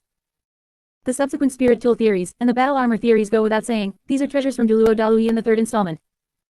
If I obtain them early in this era, give them to people I trust, or wear them myself, it won't be difficult to cultivate a group of formidable spirit masters as subordinates by then. Feeling the countless pieces of information in his brain, Song Yi felt extremely exhilarated. This was the true reward, an unimaginably terrifying reward. All these theories might not seem to directly increase his strength, but they laid the most profound foundation for him to dominate in the future. Good, tomorrow I will first return to the Ice and Fire Yin-Yang Well to obtain the Hunyuan Immortal Herb. Afterwards, I can also use my theoretical reserves to directly help Du Gubo and the others completely solve their toxin problems, recruit Du Gubo, and make him my true backing. Thinking of this, Song Yi was too excited to sleep. He had no choice but to take advantage of the night to continue trying to combine and experiment with the various theories that appeared in his mind, attempting to discover stronger effects and functions. The next day, because N.A.N. did not come again, Song Yi found that he could indeed come and go freely. On the surface, he was still the friend of Ning. Although he didn't know what was going on, Ning and the other 2 women hadn't come out for the past 2 days, but Song Yi didn't care. Going to get the Hunyuan Immortal Herb was the key. Early in the morning, he headed to the Sunset Forest to find Du Gubo. Ning Fengji and the others were also watching him. Although they didn't send anyone to follow him, they recorded every one of Song Yi's outings. Song Yi didn't care and soon arrived at the Sunset Forest. Coincidentally, Du Gubo was cultivating near the Ice and Fire Yin-Yang Well, trying to force the toxins into his spirit bone. As soon as Song Yi approached, Du Gubo was somewhat surprised. Song Yi is here. Song Yi was still outside the poisonous mist when, in an instant, Du Gubo flashed out, nearly startling Song Yi. Damn, you old fogey, you almost scared me to death. Scared you to death, it's not that simple. Du Gubo chuckled. What, little thing, why are you here? Is there another immortal herb you want to take? I do want an immortal herb, but at the same time, I'm also here to find you. Song Yi now had confidence, and he spoke much more directly. Du Gubo was surprised. Why are you looking for me? Song Yi chuckled. It's very simple. I now have a better way to save you, allowing you to completely get rid of the toxin infestation. And even allow you to go a step further and obtain stronger power. What? Completely solve the problem, and allow this old man to go a step further? Upon hearing this, Du Gubo was almost frightened and even felt a bit incredulous. He frowned and looked at Song Yi. Kid, are you trying to deceive this old man? The method you mentioned before about transferring toxins to the spirit bone was already the best method I could think of for the time being. You actually thought of a better method in such a short time. Is it real or fake? Song Yi said proudly. It is naturally true. My theories on spirit and pharmacology are beyond what you can imagine. My method is very simple, and the principle is similar to the previous one, but it is 1,000 times better. The key lies in changing the transfer of toxins from the spirit bone to the spirit core. Spirit core, what is that? Du Gubo was puzzled. He had never heard of a spirit core in all his years. Song Yi explained. This is a very effective spirit power storage method I recently researched, which compresses and condenses spirit power to form a solid spirit core. After condensing a spirit core, not only will the spirit power concentration be greatly increased, but the recovery ability will also be much stronger. Even with your cultivation that has been stagnant for many years due to the toxins, you might be able to rise 2 levels directly because of the spirit core and detoxification. Rise 2 levels? No, don't lie to me. Du Gubo was extremely excited upon hearing this. If it were true, he would even be willing to serve as a beast of burden for Song Yi. Du Gubo grabbed Song Yi and asked excitedly, Little Song, tell me, is what you said true? Song Yi nodded. You have been delayed by the toxins. Solving the toxin problem will make it easy to rise 1 level. And the spirit power compression brought by the spirit core is enough for you to break through another level. Then hurry up, tell this old man the condensation method for the spirit core. Du Gubo had completely lost his reason now. As for whether he believed Song Yi, just based on the method Song Yi previously mentioned to help him detoxify, as well as his understanding of various immortal herbs. Du Gubo had long since believed in Song Yi. He clearly knew that although this brat looked young, he actually far surpassed them old fogies. At least in terms of theory, no one could compare to this Song Yi. Moreover, compressing spirit power sounded feasible, so naturally, there was no problem. Song Yi was being held too tightly by Du Gubo and felt somewhat uncomfortable. No, let me go first. Oh, sorry. Du Gubo hurriedly released him and smiled apologetically on the side. Song Yi then continued. The condensation method for a spirit core cannot be explained in a few words. How about this, you go prepare paper and pen. I will write it down in text and drawings, and then combine it with the principal drawings of drawn, plus my detailed guidance. In this way, it will be enough for you to condense the spirit core. Du Gubo took a deep breath. The more he listened, the more he felt there should be no problem. This kid was indeed the god of theory, he knew everything. However, before that, he couldn't help but ask, that kid, can my granddaughter also use this method to detoxify? Song Yi shook his head. No, spirit core condensation requires a sufficiently powerful mental force to avoid mistakes, because the scheduling of spirit power compression is too tedious and complex. For ordinary spirit masters, unless their mental force is extremely exaggerated, only a titled Duluo can do it. I have other ways for your granddaughter, you go prepare first. Oh, okay, if that doesn't work, I'll continue to find spirit bones for her. Du Gubo nodded and headed off, carrying unbearable excitement. In the end, Song Yi indeed wrote down all the details in front of him, including various diagrams of spirit power circulation, including the spirit power expenditure for each meridians down to every detail. He even wrote it into a thin book by the end, clearly writing down almost every meridians, what proportion of spirit power, what method to use, and from which direction to start. As long as one memorized this book and followed it perfectly, it would not be difficult for a titled Duluo to condense a spirit core. Of course, this was thanks to the reward from the system being too strong. All the theories were top tier, even with full details. Without the system's reward, Song Yi wouldn't have been able to do it either.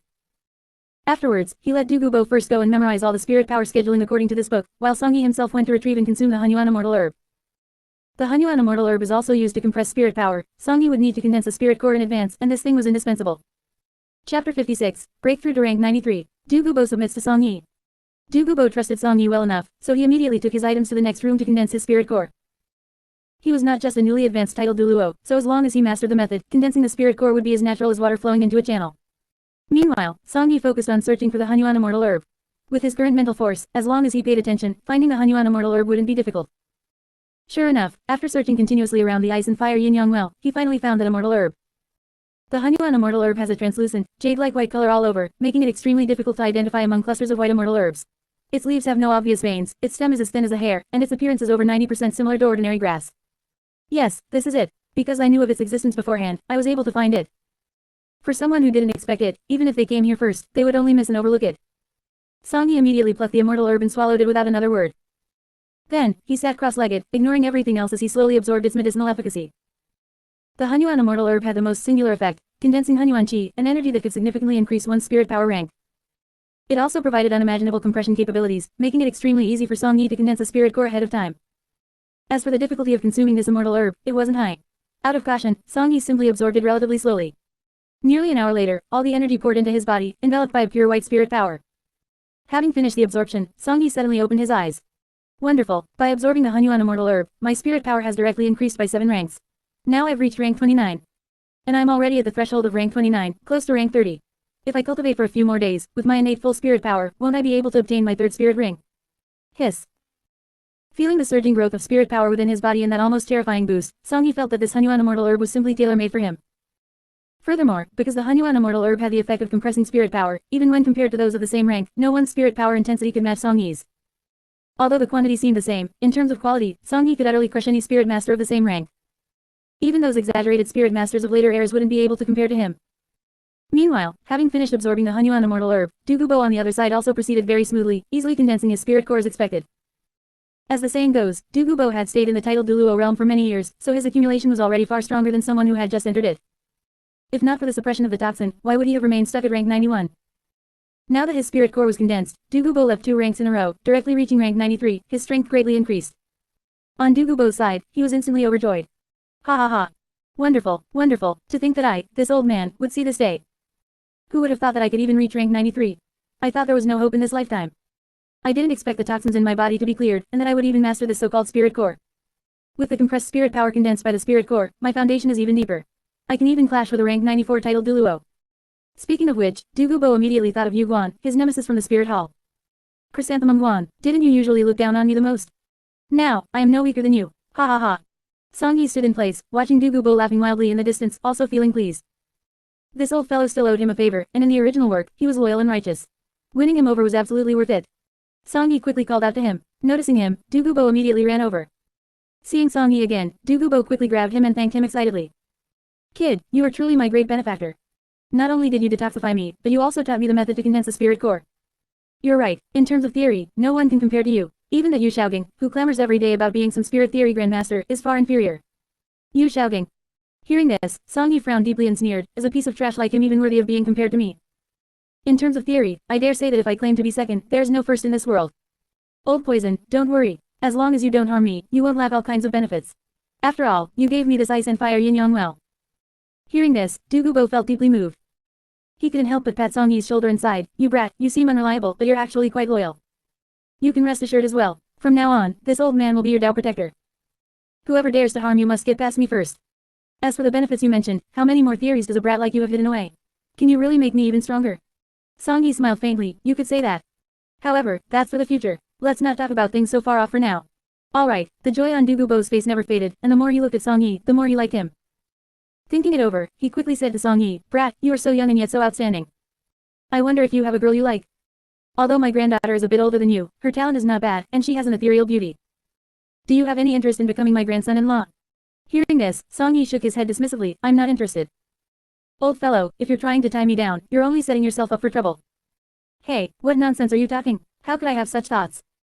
Du Gubo chuckled dryly twice and said, if you can't be my grandson-in-law, I can still have Du Guyan follow you to learn. I can tell that you, brat, are absolutely not a normal spirit master. In the future, even a titled Duluo might not be your limit. For a monster like you, even if Du Guyan is just your subordinate, she will have a reliable backer after I pass away. I'll have her come find you tomorrow. She can take care of your daily life and basic needs. By the way, regarding my granddaughter's toxin, should we still use the spirit bone transfer method first, and then wait until she becomes a titled Duluo to condense the spirit core? Du Gubo was a smart man, although he had only known Song Yi for a short time, through their interactions so far. He had seen too many extraordinary things in Song Yi. This was absolutely not something that could be explained by ordinary opportunities. The only thing Du Gubo could think of was the legendary gods. He guessed that since this Song Yi was so extraordinary, he might be one of those chosen by the gods. Otherwise, why would he know everything? Why could he save him so easily? He even understood the spirit core, which not even titled Duluos knew about. There was no other explanation. This was also why Du Gubo was willing to let his granddaughter become Song Yi's subordinate. Du Gubo was an old man, after all. If Du Guyan were to break through to become a titled Duluo in the future, he would surely die much earlier than her. No matter what, he had to find the strongest and most reliable backer for his granddaughter. And Song Yi was that person. He could tell that although Song Yi's mind was active and he was somewhat lighthearted, he was not a bad person, had his principles, and treated those around him well. That was enough. Chapter 57. Du Guyan becomes a maid. Song Yi subdues a servant girl. As for Song Yi, hearing what Du Gubo said, he could also see the sincerity on Du Gubo's face. Thinking carefully, Song Yi whispered in his heart, in the future, I must build my own foundation. Although Du Guyan's talent is not top tier, it is not bad either. Most importantly, by keeping her with me, Du Gubo will always stand on my side. Chen Chen is Ning Rongrong's person, not mine. I must also have the combat power of a titled Duluo. In the end, he decided to agree. Fine, then go call her over. At the same time, the method to detoxify is very simple. I originally intended to use the spirit bone transfer method, but after 2 days of research, I have found a better way. That is to use an immortal herb. Immortal herb? Du Gubo asked, startled and very nervous. Does my granddaughter also have the qualifications to eat an immortal herb? Song Yi nodded. This was a method he only thought of after obtaining top-tier pharmacological knowledge yesterday. If the jade phosphor serpent spirit has a snake venom problem, then promote the evolution of the spirit to fundamentally erase the problem. Through various deductions and combinations based on his pharmacological knowledge, he came up with the corresponding formula. Song Yi took Du Gubo back to the place where the immortal herbs were gathered and found 2 stocks of immortal herbs. First, there was a magnificent lingzi mushroom with many mysterious patterns on it. Song Yi explained, this is the 9-rank purple lingzi, which has the effect of consolidating the foundation, nourishing the origin, cleansing the marrow, and shedding the mortal shell. Then, he pointed to another tall immortal herb that carried a holy and clean aura and said, this is the crimson swan's kiss, which has the effect of increasing toxins 100-fold. My method is very simple. It is to use the crimson swan's kiss immortal herb and the 9-rank purple lingzi spiritual plant to complement each other. In addition, I will combine them with some other spiritual plants to refine a special auxiliary medicine. Feeding these medicines to your granddaughter will force the evolution of your granddaughter's jade phosphor serpent spirit. After the spirit evolves, it will naturally no longer have the defects of the original jade phosphor serpent spirit. Even your granddaughter's talent will soar to the top due to the combination of the immortal herb and spiritual plant, and in the future, she will not be weaker than anyone with innate full spirit power. Upon hearing this, Du Gubo felt as if his head were about to explode. What? Are you serious? My granddaughter's spirit can still evolve. How is this possible? Heavens, Song Yi, if you can really do this, I would let my granddaughter work like an ox or a horse for you in the future. This directly changes the future of our entire Dugu family, making it highly possible for our Dugu family to climb to the level of a top-tier family. The words Du Gubo said, along with his state of excitement and fear, could not be faked at all. And what he meant was correct. Their jade phosphor serpent spirit was originally a powerful beast spirit, just not as formidable as a top-tier spirit like the blue lightning tyrant dragon. Even Du Gubo had only managed to evolve his spirit by accidentally consuming a heaven and earth treasure when he was young, but he only evolved into the Jade Phosphor Serpent Emperor after breaking through to become a titled Duluo. Therefore, although the Jade Phosphor Serpent Emperor was better than the ordinary Jade Phosphor Serpent spirit, it could not be inherited. At his age, it was already very difficult to have more children. Moreover, although the Jade Phosphor Serpent Emperor is called an evolution, it is actually just the purification of the Jade Phosphor Serpent, with no essential difference. Even if it really were the Jade Phosphor Serpent Emperor, how exaggerated could it be? But now it is different. What Song Yi is talking about is letting the Jade Phosphor Serpent spirit evolve, a true evolution. Du Gubo could not hide his joy and hurriedly continued to ask, is it the same kind of evolution as that girl from the 7 Treasure Glazed Tile School?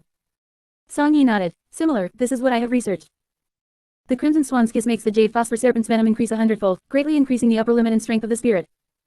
The 9-rank purple lingzi, combined with other spiritual plants, changes the essence of the spirit and protects Du Guyan from the snake venom. In this way, it should be able to.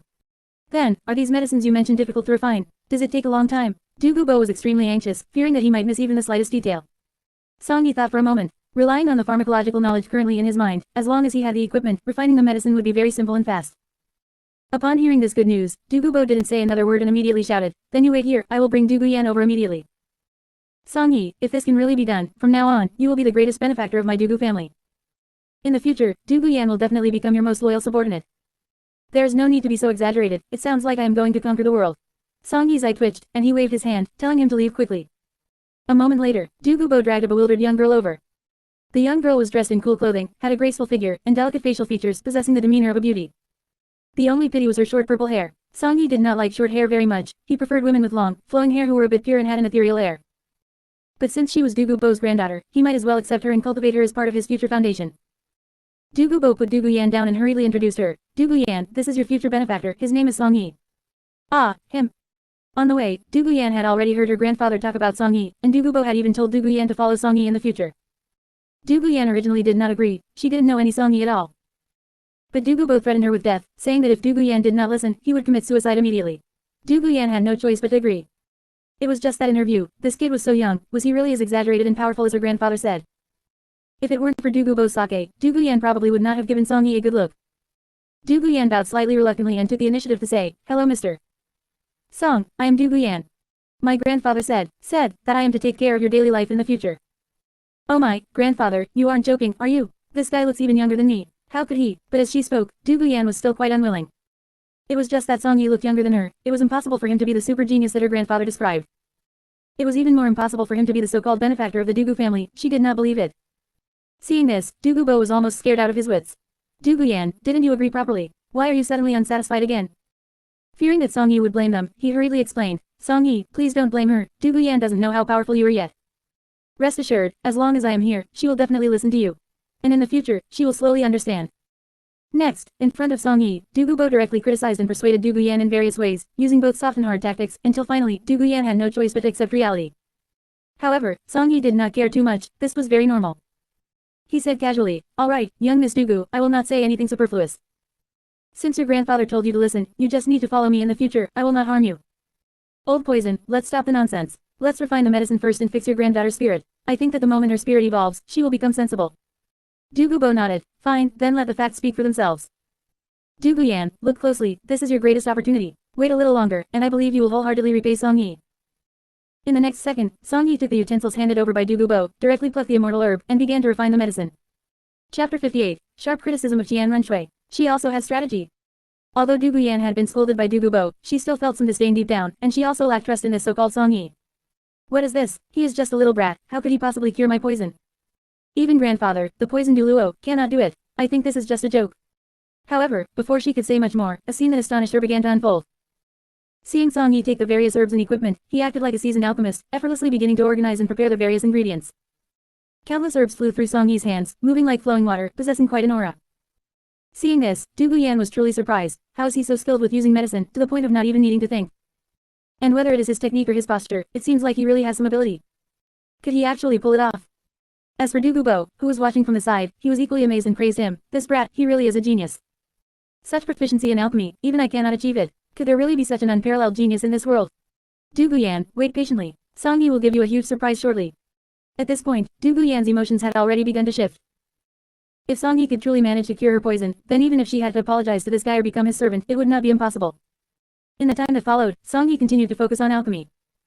He did not care what Du Guyan thought of him, he was simply fully immersed. Relying on the top-tier pharmacological knowledge in his mind, everything went smoothly for Song Yi. In less than an hour, the final formulated medicine was complete. Just like in that other story, Battle Through the Heavens, Song Yi refined the medicine into a medicinal pill. When this medicinal pill emerged from the pill furnace, in an instant, one could see the rich spirit power and medicinal strength on the pill, even appearing to form an outer shell.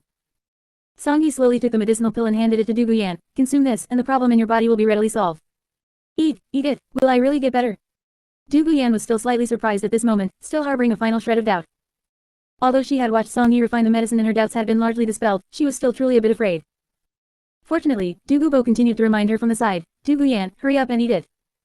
If you consume this medicinal pill, you will definitely be able to reach a higher level. Ah, this, alright. Du Guyan took a deep breath, accepted the medicinal pill, and then slowly swallowed it. Du Gubo and Song Yi waited on the side. As soon as Du Guyan swallowed the medicinal pill, she instantly felt an unimaginable surge of spirit power and medicinal strength. So fierce, so fast, so strong. She had not expected this at all and almost could not withstand it. But after realizing what was happening, she quickly sat down and crossed her legs on the spot, preparing to digest the medicine. Song Yi explained from the side, as long as you absorb it slowly, nothing will go wrong. Old poison, you and I can just wait here. She will be able to finish absorbing it before dark. Good. Du Gubo was a bit worried, watching Du Guyan's painful absorption process, but he also trusted in Song Yi's ability. Time then passed, and Song Yi would occasionally offer pointers on Du Gubo's use of his spirit core, allowing him to unleash greater combat power in the future. Du Guyan, meanwhile, was completely immersed in absorbing the medicinal strength, oblivious to the world around her. As time continued to pass, just as Song Yi had said, it was already evening. Du Guyan finally finished absorbing the medicinal strength. At the very last second, she suddenly opened her eyes. Swish. A purple light erupted from Du Guyan's body, as if an endless amount of poison had burst forth. Du Guyan quickly retracted it, the purple light returned, and she had truly completed her sublimation. Du Gubo hurriedly asked, Du Guyan, are you alright? Du Guyan did not answer immediately, but instead looked for Song Yi. Once she found him, Du Guyan knelt on one knee on the spot. At this moment, she was incredibly excited, no one understood the changes in her own body better than she did. It was only now that Du Guyan truly understood why her grandfather insisted that she become a subordinate to this person or even a maid. Now, she understood everything, and she absolutely agreed. Mr. Song, thank you for your help. I can now feel that I have completed my sublimation, and my spirit has even evolved. Really? Du Gubo was filled with joy upon hearing this, fearing he might have misheard. Du Guyan nodded, and Song Yi helped her up. He said casually, this is just the merit of the medicine, I only utilized it reasonably. From now on, just stay by my side. Yes, Mr. Song, Du Guyan replied sincerely. Song Yi continued, what has your spirit evolved into now? Not only him, but Du Gubo on the side was also expectant, staring at Du Guyan. Du Guyan then summoned her spirit. In an instant, light flashed, and a giant snake with a deep purple color and countless silver patterns appeared. This snake was far different from the jade phosphor serpent, both its color and form had changed, especially those patterns which appeared terrifying yet sacred. Du Guyan explained, Mr. Song, grandfather. My spirit has evolved into the heavenly poison serpent emperor, the head of all poisons. Now my spirit possesses the strongest poison in the entire world, restraining all abilities related to poison. I even feel that my spirit's evolution has caused my spirit ring skills to become much stronger. Hearing this, Song Yi showed a satisfied smile, and Du Gubo laughed excitedly, ha ha ha. Good, wonderful, what a heavenly poison serpent emperor, it is countless times more powerful than my jade phosphor serpent emperor. From now on, my Dugu family will completely join the ranks of top-tier spirit families. We might even become the next upper 3 sects. Du Guyan, hurry up and thank Song Yi. He pointed out, if not for Song Yi, your life and mine would both be gone in the future, let alone any top of the Dugu family's sublimation. Mr. Song, thank you. Du Guyan had been completely conquered, even more obedient than imagined. She knelt on one knee again, facing Song Yi sincerely. Song Yi was slightly awkward, how did he end up taking in a woman for no reason? He said casually, alright, no need for this in the future, I find it troublesome. Just consider yourself my teammate, there might be times for cooperation in the future. As for your spirit evolution, you still need some time to adapt. Just try it out yourself first, I will find you if I have something. Yes, Mr. Song. Du Guyan could not hide her joy, maintaining respect throughout, and then stood obediently behind Song Yi. Song Yi looked at the still laughing Du Gubo and the shy Du Guyan. He thought to himself that it was getting dark, and he would soon have to execute the sharp criticism task. Better complete the task first. He said casually, Old Poison, it is late now, you take Du Guyan home first. I will just cultivate here for the night. You two hurry back and help her adapt to her new spirit. Good, Du Gubo did not dawdle and left first, taking Du Guyan with him. Anyway, there would be plenty of time in the future for Du Guyan to serve him. After they left, Song Yi waited in the ice and fire Yin Yang well. Sure enough, after a while, the new sharp criticism task was successfully released. Please provide a sharp criticism of N.A.N. Runshui's strategy. Chapter 59, A Waste of Time Undercover. Do the N.A.N. family have no brains? Please provide a sharp review of N.A.N. Runshui's strategy. Apart from Song Yi, the rest of the female characters were still waiting for the new critical review to descend, just as usual. After this period of critical reviews, everyone was no longer completely disgusted or afraid of them. On the contrary, some people were even looking forward to them. Although the content of the reviews was a great insult to oneself, if it could predict the future and avoid some disasters, it was a good thing in some situations. Besides, if the review wasn't about oneself, one could just eat some melon, watch some gossip, and never lose out. Sure enough, as soon as this title appeared, many people were already posting comments on the spot. Bing Bing is polite, oh, another critical review of a new character. N.A.N. Runshui, she is from Spirit Hall, right? Bing Bing is polite at Du Guyan, why aren't you the first one spamming the screen today? No one knew that because her spirit had evolved, Du Guyan was excitedly experiencing her new spirit and had no mind to watch the critical review in the light screen for the time being. Anyway, the light screen was always there. Except for the fixed time for the reviews, they could watch previous reviews at other times, so missing one night didn't matter. Hot girl N.A.N. Runshui, the name sounds quite nice. And the surname, N.A.N., why does it feel a bit mysterious? Most loyal believer of the sea god N.A.N. Runshui. Could she be a descendant of N.A.N. Dalyu? Most loyal believer of the sea god, I didn't expect that one day, I would see a descendant of N.A.N. Dalyu in such a situation. N.A.N. Dalyu, I wonder how he is doing now. Back then, sigh. Needle-tailed Swift, who is N.A.N. Dalyu again? Why does everyone have such a story? Are N.A.N. Runshui and this N.A.N. Dalyu from the same family? Calm and composed, who cares who he is? Anyway, us women are all people who suffer. This N.A.N. Runshui must have been abandoned by a man again. Just like me. BB Dong, Xiaoshui. After reviewing Nana, it's actually reviewing Xiaoshui. Her ending is already known to be bad. Could the process be just as tragic? Hot girl, oh, I remember now. Yesterday, when reviewing Juliana, this person seemed to be mentioned. The only princess, yeah, it was also mentioned at the very beginning when reviewing BB Dong. Another one who likes Tang San. Sigh, Xiao Wu can't bear to watch this. Why is it all about Tang San? Meow meow meow, perhaps letting Xiao Wu watch more will help her walk out of the shadow. The most effective way to deal with fear is to face it head on. Bing Bing is polite, so she likes Tang San too. What kind of charm does this Tang San have? And isn't this supposed to be a review of N.A.N. Runshui's strategy? It didn't say it was going to review N.A.N. Runshui's love life, right? After Shui Binger finished speaking, everyone finally reacted. Oh right, this title is about reviewing N.A.N. Runshui's strategy, it doesn't seem to be about love. It's just that, what if the strategy was ruined by love? ... Spirit Hall, Juliana's residence.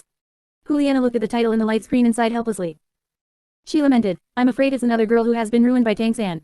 Xiao Shui, you are quite similar to me, aren't you?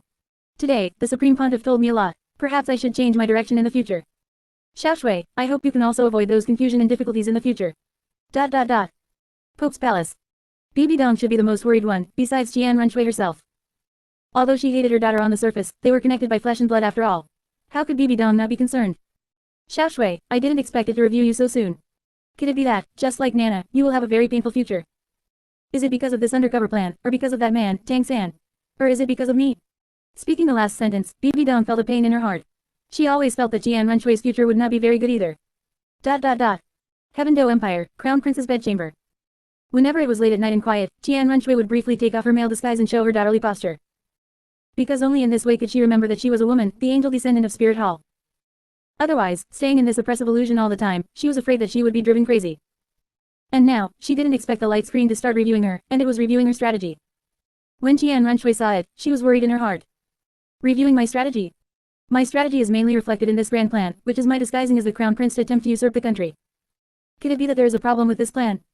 Thinking of this, the worry and anxiety in N.A.N. Runshui's heart grew heavier. This was the thing she cared about and valued most now, and it had consumed almost all her energy. For this plan, she had wasted a lot of time to cultivate. If there was a problem with the plan, how could she accept it? And at this time, N.A.N. Runshui also realized that her plan was hidden. If this light screen reviewed it, wouldn't it expose her secrets? Therefore, she paid more attention than anyone else, staring fixedly at the light screen, not daring to miss every sentence of the review. At this time, after a period of brewing in the light screen, the specific content of the review had begun. N.A.N. Runshui stared intently, very serious. In the light screen. Still the familiar start with a question mark. N.A.N. Runshui's strategy. N.A.N. Runshui also has a strategy. This review topic is getting more and more interesting, every day making me review these things that don't exist at all. Just like how N.A.N. has no morals, N.A.N. Runshui shouldn't talk about any strategy either.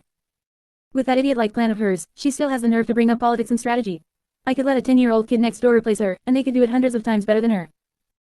As for evaluating N.A.N. Runshui's strategy specifically, we have to start with her idiot grandfather, because her political grand plan started with this brain-damaged grandfather. I don't know, and I dare not ask. A living super Duluo, or one could say a limit Duluo, possessing a full level 99 strength, invincible in the sky.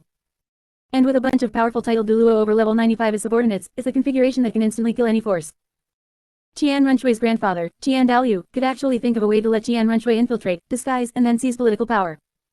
Is this definitely still Duluo continent, or the world of spirit masters? Possessing the strongest power invincible in the world, having the accumulation to sweep through everything, yet choosing the most brain-damaged and cowardly way to obtain benefits. Regarding this point, and this pair of grandfather and granddaughter of the N.A.N. family, please allow me to say one thing first. Your whole family are brain-damaged. Hurry up and sterilize yourselves, so that your retarded genes don't pollute the human database. Chapter 60, The Heaven-Do Crown Prince is a fake. Everyone is shocked and stunned. In short, the point that most clearly demonstrates the lack of brains in the N.A.N. family is this infiltration plan. The specifics of the infiltration plan were to have N.A.N. Runshui begin infiltrating the Heaven-Do imperial family at the age of 9, kill the original Crown Prince Shui Qing, and disguise herself as a man to impersonate him.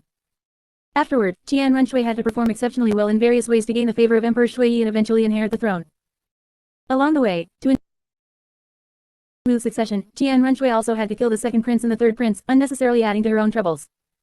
Let us take a look at the configuration N.A.N. Runshui possessed at that time. From birth, N.A.N. Runshui inherited the formidable talents of Bibi Dong and Qian Zunji. At 6 years old, she underwent spirit awakening and directly awakened with an innate full spirit power of level 20. Among these, 10 levels were bestowed by the Angel God. N.A.N. Runshui directly received the Angel God's God trial, and if she wished, she could easily obtain the Angel God position and become the new Angel God. With such a top-tier configuration, N.A.N. Dalyu and N.A.N. Runshui, these two idiots, actually chose to infiltrate, spending so much time trying to obtain the so-called throne of the Heaven-Do Empire. Looking at it this way, the two of them must have had their heads slammed in a door when they were young to abandon the essentials for the trivial and come up with such a brain-dead, roundabout path. This sharp critique went straight to the crux of the matter for N.A.N. Runshui and the others, the infiltration plan. As expected, once mentioned, almost all the connected characters were trembling, finding it hard to accept, and even unable to imagine it. At this moment, character after character stared at this information, dumbfounded. Bing Bing is polite what? The current Heaven-Do Crown Prince is actually from Spirit Hall and is the Supreme Pontiff's child. Hot girl, no way. Spirit Hall is going to usurp the country. The Crown Prince was killed, and the second prince and third prince were also murdered by this N.A.N. Runshui. Hot girl, damn, is the Heaven-Do Empire going to pass the throne to someone from Spirit Hall in the future? This is too terrifying. Is this something we should be hearing? Calm and composed, hey, Bibi Dong, you really are a bitch, actually using such despicable methods to send your own daughter out. Bibi Dong, bullshit, I don't have such a daughter. This bitch is not my daughter at all. Calm and composed, what do you mean? The light screen already said she is your daughter, and you still won't admit it. Bing Bing is polite, oh right, I remember now, didn't the previous critique of Bibi Dong say she was forced? So she doesn't want to acknowledge this daughter she gave birth to because she was forced to bear her. Calm and composed, this. I do remember now. Sigh, forget it, you're already so miserable, I won't say anything more. The only princess that is no excuse for infiltration. Bibi Dong, N.A.N. Runshui. You are truly too sinister, actually daring to use such methods, even murdering the original crown prince. The only princess, you just wait. Now that your plan is exposed, we will definitely report it to Emperor Shui Yi and completely crush your plan. We will make you fail completely. Needle-tailed Swift right. Although I have no feelings for the Heaven-Do Empire, we cannot let people from Spirit Hall hold power. From now on, Spirit Hall will plague the common people. Bibi Dong, you bunch of idiots, what do you know? Is the Heaven-Do Empire really that good? How miserable are the common people's lives? How vast is the gap between commoners and nobles? Even if Spirit Hall doesn't necessarily do better, we won't do any worse. BB Donk, since the Heaven Do Empire can control the world, why can't we? You are just reluctant to part with your noble status, unwilling to accept a change of dynasty, and afraid of losing your interests. BB Donk, but in reality, your existence is of no use to this world. Even if you all died, there would still be new nobles to replace you. What right do you have to criticize us here? BB Donk, you say Spirit Hall is no good, but are you clean? Is the Heaven Do Empire really so good? You're all just crows of the same feather under the heavens. Whoever wins is justice. Most loyal believer of the sea god nonsense. Heartless. It's all twisted logic. BB Dong, stop gilding yourself. No matter what, this continent cannot be handed over to you, Spirit Hall. The only princess, well said. Anyone would be better. Why should it be handed to you, Spirit Hall? The only princess, you wait. I will definitely expose your plan. Afterward, the entire comment section began a fierce debate, especially with Juliana joining in to support her teacher. In the end, neither the nobles of the Heaven Do Empire nor Spirit Hall were particularly good rulers. They were just competing to see who was worse, and the Heaven Do Empire was just a bit worse. It's useless to talk about this now. Whoever wins in the end will be the righteous army. ... Inside the Heaven Do Empire Crown Prince's palace. Qian Runshui watched the light screen, her plan completely exposed, and she was instantly dejected. The plan is already known by so many people, it can no longer be executed. I've hidden for so many years, expended so much effort, and in the end, it's all for nothing. Hey, perhaps the light screen is right, this plan itself was stupid. As long as there is even a single problem, years of forbearance will turn into bubbles. Was it really right to pin my hopes on such a plan? At this moment, Qian Runshui was already beginning to consider how to leave. Staying any longer was useless. Sooner or later someone would report her, and by then, Emperor Shuiyu would only need to connect the strange events of recent years to see the clues. As for killing to silence them, that was even more impossible. None of the people in the comment section had revealed their identities, and she didn't know who they really were in reality, so how could she silence them? ... Pope's Palace. BB Dong watched the arguments in the comment section, her face incomparably gloomy. Very well, such a big plan, because of this light screen, has failed completely. Everything Xiao Shui did has ultimately become meaningless. And this bunch of bitches, are they actually acting righteous and indignant? Do they think they are very patriotic? In the end, they are just afraid of losing their noble status. Each and every one of them is defending the Heaven Do Empire so much, as if they are so righteous, but in reality, they are just pretending to be righteous for their own interests. Since the Heaven Do Empire can be king, why can't I become king? Under the heavens, all that matters is strength. A mere Heaven Do imperial family, even if the plan has failed now, I will destroy you sooner or later. Speaking of this, BB Dong could only forcibly suppress the anger in her heart. Arguing with this bunch of idiots would only ruin her mood, better to just keep watching the light screen. Tomorrow she would have to give the order for Qian Runshui to return immediately. Chapter 61, Potential for Godhood completely wasted. Qian Dalyu and Qian Runshui are enemies. Everyone was still arguing, but the sharp commentary on the light screen did not cease. On the light screen. The topic asks me to sharply critique Qian Runshui's strategy. This is exactly where I feel speechless. With such a strong setup, you end up playing it into a pile of trash, and you tell me she has strategy. As for the result of the infiltration, need I say more? Of course, it failed. Qian Runshui started infiltrating at 9 years old, and stayed until 29, when Tang San and the others discovered the problem. Qian Runshui had no choice but to expose her identity and fight Tang San and the others. Then Emperor Shuiyu was rescued, and the throne was passed to the fourth prince, Shui Bang. You hid for 20 years, and in the end, you got nothing. Good, truly strategic, truly Zhu reborn. With this kind of strategy, let alone in Romance of the Three Kingdoms, you wouldn't even last one episode in the knockout. With brains like yours, you can't even outplay a gangster like Gao Qichang. Sooner or later, you'll be eaten alive by him. In my opinion, this plan shouldn't have existed from the start. 20 years of time, missing the best period to cultivate, resulted in not getting the throne, and the spirit power didn't increase either. If this plan didn't exist, imagine this, Qian Runshui accepts the god trial from the beginning, then spends 20 years becoming the angel god. You could have steamrolled the entire Duluo continent by yourself, what's the point of infiltrating? It wouldn't even take 20 years to become a god. Later, the plan failed, Qian Runshui started the god trial, and it only took her 6 years to complete the god trial and finally become a god. Good, and that was even while missing the best period to cultivate, it only took 6 years. If she had started the god trial during her prime at 10 or 20 years old, she might have become the angel god in less than 5 years. By then, Tang San wouldn't have grown up yet, he wouldn't even have had his spirit awakening, you could have unified the Duluo continent directly, and Tang San might even have had to be your lackey. So, what on earth is wrong with Qian Dalyu and Qian Runshui's heads? They could have easily unified the Duluo continent, they could have achieved perfection, yet they chose to discard the watermelon to pick up sesame seeds. If she had become a god early, BB Dong wouldn't have had time to become a god. If you can't stand BB Dong, you could have suppressed her. No matter what, it's not a loss, it's infinite benefits. Yet they chose not to do it. I'm just messing around, I'm just drifting, I'm just giving up my greatest advantage to fight others for. Some people might say, is it because Qian Dalyu didn't want to die? So he didn't let Qian Runshui become a god. After all, the final god trial requires killing Qian Dalyu, right? But didn't Qian Dalyu voluntarily go to his death later? Didn't Qian Dalyu help Qian Runshui with the god trial later? Didn't he know from the beginning that he would die and had to die? Did he suddenly stop being afraid of death later? In the subsequent God trial, Qian Daliu even talked about accompanying Qian Runshui to make up for the lack of childhood.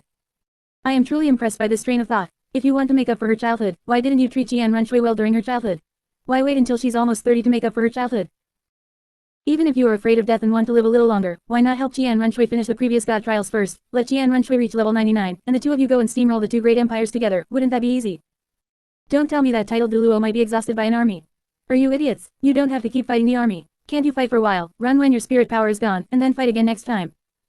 At that point, with two level 99 titled Duluo, who can stop you? Even Tang Chen, whom Qian Daliu fears, couldn't stop you. After that, unify the Duluo continent, and when Qian Daliu has lived long enough, then judge and kill Qian Daliu. Wouldn't that be a happy ending for everyone? You've lived enough, and Qian Runshui can become a god. The final judgment of Qian Daliu. This task has no time limit. It just says you must judge and kill someone. It doesn't say you have to kill them within a few days. A bunch of brain-dead people. You don't use any of the good methods, and they are all easy to think of. You just refuse to use them. Even if you could have a happy ending, even if you could avoid all the flaws, you just refuse to do it. You insist on throwing away your advantages to infiltrate, and after 20 years of infiltrating, you have nothing. Good. This is the strategy you want me to critique. This is the legendary strategy. Disgusting. Want to vomit. Stupid. Brain dead. Retarded. Incompetent. Cheap. Moronic. Speaking to the end, Song Yi was truly indignant, truly feeling a sense of anger from being immersed in it. If he were Qian Runshui, if he were Qian Daliu, no matter how they played, they couldn't have played it this stupidly. It was truly stupid to the extreme. The correct answers were everywhere, yet these two managed to dig out the wrong answer from countless correct ones and fill it in. Are you sure Qian Daliu and Qian Runshui aren't enemies? Are you sure Qian Daliu and Qian Runshui aren't trying to drag Spirit Hall down? Are you sure these two don't want to unify the continent at all? If you don't want to unify the continent, why go infiltrate? Not only Song Yi, the critic, but even the other viewers felt disgusted, wanted to vomit, and thought they were brain dead after immersing themselves in it. Bing Bing is polite, although I don't want Spirit Hall to rule the world. Looking at it this way, Qian Runshui and Qian Daliu are truly two brain dead people. Bing Bing is polite. If they had used their brains a little, maybe this Duluo continent would be theirs. In the end, it turned out like this. Everything became a wedding dress for Tang San. Hot girl. So, does that mean Tang San's family will be the ones ruling the continent in the end? Damn, that's actually quite disgusting. Needle-tailed Swift. If the Tang clan rules the continent, I would rather let Spirit Hall rule. Whether Spirit Hall is pretending or not, at least it has some benefits for the commoners. But the Tang clan and the Clear Sky sector are extremely hypocritical and selfish. Needle-tailed Swift. If the Tang clan rules the continent, I will immediately become a rebel. Most loyal believer of the sea god, this plan might have been thought up by Qian Daliu. Why didn't I know before that Qian Daliu was this stupid? Most loyal believer of the sea god, if he really wanted to rule the continent, it would have been very easy to do. Anyway, him ruling the continent has nothing to do with my sea god island, and I wouldn't stop him. Most loyal believer of the sea god, even if he fears Tang Chen, as the light screen said, participating in the god trial and training Qian Runshui into a level 99 super Duluo wouldn't be difficult, right? Most loyal believer of the sea god, he himself is not much weaker than Tang Chen, plus a Qian Runshui, they could definitely defeat Tang Chen. I really can't understand why they went to infiltrate. Using such despicable means is not as good as using force to steamroll them. Chapter 62. Political literacy is negative. Bibi Dong is furious. Spirit Hall, Pope's Palace. Bibi Dong looked at the sharp commentary on the light screen, feeling as if her head was about to explode. Especially after such an analysis by the light screen, she was genuinely doubting if Qian Daliu and Qian Runshui were idiots. Could the angel bloodline of the Qian family cause a person's IQ to drop? Bibi Dong's eyes twitched as she cursed. What a pair of idiots. So, as long as Xiao Shui participates in the god trial, she can complete it in just a few years. Yet this person has already stayed in the Heaven Do Empire for over 10 years, and now that Tang San hasn't even grown up yet, she has already wasted over 10 years of time. This idiot, if she had become a god earlier, she wouldn't have to worry about Tang San. She wouldn't have to care about the Heaven Do Empire at all. Thinking of this, Bibi Dong really felt that they were disappointing and couldn't live up to expectations. She really wanted to find Qian Runshui and slap her. She had seen stupid people, but never anyone this stupid. And the Qian Daliu. Thinking of this, Bibi Dong complained again. Qian Daliu, you stupid thing. I think he is old, and his brain cells have atrophied. If he was afraid of death, as the light screen said, he could just not participate in the 9th god trial, right? Anyway, there's no time limit. Damn, this stupid thing actually sent Xiao Shui to the Heaven Do Empire, wasting a full 20 years. In the end, it led to us being finished off by Tang San, and even after becoming a god, we couldn't defeat Tang San. It's all because they wasted time. If Xiao Shui had become a god, even if my relationship with her wasn't good, we were ultimately connected by bloodline, so she couldn't have killed me, and I could have still become a god. At worst, we could have ruled the Duluo continent later and fought another battle between us. In any case, we would never have lost to Tang San. Even if she won, at least it wouldn't have been that animal Tang San who achieved the final victory. Thinking of this, and remembering that Juliana's ending mentioned she would be killed by Tang San, Bibi Dong's anger reached its peak. Tang San, you animal. You just wait. It just so happens that Xiao Shui's plan has been exposed, so staying in the Heaven Do Empire is meaningless. Then let her come back immediately and accept the Angel God trial. At the same time, relying on my power, I will directly wipe out both the Clear Sky sect and Tang San. Let's see how this Tang San rises now. What qualifications does he have to rise? Heaven-Do Empire, Crown Prince's Palace. Qian Runshui looked at the sharp commentary on the light screen. If she were just being called an idiot by the light screen, she could accept it. But the key was that the things exposed by the light screen were unbearable for her. What? The final god trial actually requires grandfather to pass away in order to. How could this be? How could it? Could it be that this is the reason grandfather didn't want me to directly accept the god trial, the reason he wanted me to infiltrate the Heaven-Do Empire? But the light screen also said that grandfather wasn't afraid of death at all, so why would he make me do this? Or is it that grandfather is truly so poor in political strategy that he... Qian Runshui recalled her grandfather. She was absolutely certain that Qian Daliu was not the type of person who feared death. If he were just afraid of death, why make Qian Runshui go to the Heaven-Do Empire to infiltrate, only to die in the end anyway? And as long as he was willing, he could completely finish the first 8 trials, and just stall on the last one, it wouldn't matter. Saying the last trial was too difficult and couldn't be finished quickly, so what? The only explanation, perhaps, was truly as the light screen said, the two of them were just too stupid. Not only was Qian Daliu stupid, but Qian Runshui was also stupid to the extreme. Thinking of this, a wave of inexplicable pain rose in Qian Runshui. Grandfather, now that my identity is exposed, the plan can no longer be implemented. I will come back tomorrow. Grandfather, the light screen is right. If I had accepted the god trial earlier and ruled the Duluo continent with you directly, wouldn't that have been easier? Grandfather. Woo wuu. By the end, Qian Runshui shed tears of regret. The only thing she could do now was to watch the light screen's sharp commentary more tonight. Even if she was scolded bloody, she had to understand the future outcome. In the light screen, in the comment section, countless people were still mocking and teasing the intelligence of Qian Runshui and that other person. It was truly unimaginable why they had such a winning hand, yet played it like that, like mentally disabled people. At the same time, the content of the sharp commentary continued. Qian Runshui's strategy was not just a problem with this plan, but was reflected in every aspect. In short, the plan that the grandfather and granddaughter came up with, thinking it was so profound and complex, was actually just a piece of shit. And in other various aspects, Qian Runshui's performance was also like an idiot. For example, after she became the crown prince, she also did many things to consolidate her position, such as poisoning the second prince and the third prince. In the eyes of normal people like us, this is a completely brain-dead setting. She still thinks she is ruthless and has great schemes, right? You are already the crown prince. You are already the eldest son, do you still need to murder the other princes? And murdering one is enough, you have to murder two. If it weren't for Shui Bang pretending to be an idiot, he would have been murdered by you too. Fine, let's break it down one by one. In any feudal system, the eldest son inheriting the throne is always the most effective rule of succession. Anyone with a bit of a brain knows that choosing the virtuous is just asking for trouble, and it might even cause chaos in the imperial court. Only by choosing by age is there a real standard to maintain stability. This is also why, since ancient times, regardless of the status of succession, it is generally passed to the eldest son. Some people say, oh, isn't it said that Emperor Shui likes that certain prince the most, not Qian Runshui? Chapter 63, 20 years and accomplish nothing. Is this a master plan for infiltration? And fine. Even if we say Emperor Shui guessed that you were the one who killed his 2 sons, and you were preparing to force the throne, wanting to be ruthless. Then why, when Shui Bang acted a little foolish, did you stop killing him?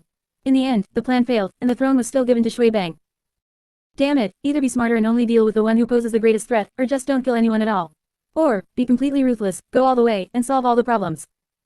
You disguised yourself as the crown prince while trying to obtain the throne through political means. But you only did things halfway, you neither secured absolute stability nor dared to be ruthless enough. In the end, you pleased no one and gained nothing. Is this the kind of brain a politician should have? You say you didn't kill Shui Bang because you were afraid that killing too many would make the emperor suspicious. Then you killed 2 already, and you happily became the crown prince. Did the emperor not suspect you then? Killing 2 is suspicious, and killing 3 is also suspicious. If you killed 3, he would be forced to let you inherit the throne. Wouldn't that be better than just killing 2? Either, you don't kill any of them, you do a good job, become a crown prince recognized by others, and the throne will naturally be yours. Or, you kill all the other opponents. If you want to be ruthless to the end. No matter how much Emperor Shui refuses to accept it, he won't have any other sons left, so it will still be yours. Who kills only half, you get suspected, and the succession to the throne isn't secure. What an idiot. This kind of strategy would be at the bottom of the barrel even among those Westerners who have no history. Besides this issue, there's also the performance of trying to win over N.A.N. After Qian Runshui became the crown prince, through multiple portrayals, she was written as a character who recruits talent, loves talent, and is everywhere trying to build connections. Even when she met N.A.N. at the Spirit Master tournament, she wanted to recruit him. And she was so sincere about it. Later, when N.A.N. became N.A.N., she wanted to recruit N.A.N. again. Hey, looking at this plot, it seems like Qian Runshui still has some brains, knowing she is a politician who needs to build connections and cultivate her own base. Fine, it looks pretty right. You know what you're doing. However, what about later? In the subsequent performance, is there any connection you recruited? Is there even one person that you, Qian Runshui, recruited everywhere, who eventually became your connection and helped you? Who said a good word for you, the crown prince, when it came to inheriting the throne? None, not even the slightest bit of screen time. Because after 20 years of recruiting, she couldn't even recruit a pig. Wow, I finally understand why you are the eldest son but still have to kill the rest of your opponents, because your ability isn't even as good as a sow in a pigsty. You have absolutely no charisma. So for 20 years, you haven't achieved anything in the imperial court and haven't built a single connection. So you could only kill others to prevent yourself from being kicked off the crown prince throne. Good heavens, this result. With this kind of performance, you want me to give a sharp critique of her strategy. I'll say it again, where exactly is N.A.N. Shui's strategy? Please tell me, what the hell is strategy? Damn it, what the hell is strategy? As soon as this sharp critique came out, it caused an uproar again. Holy crap, these connected female characters only knew that N.A.N. Shui had replaced the crown prince Shui Jing, but they didn't expect her to be so useless.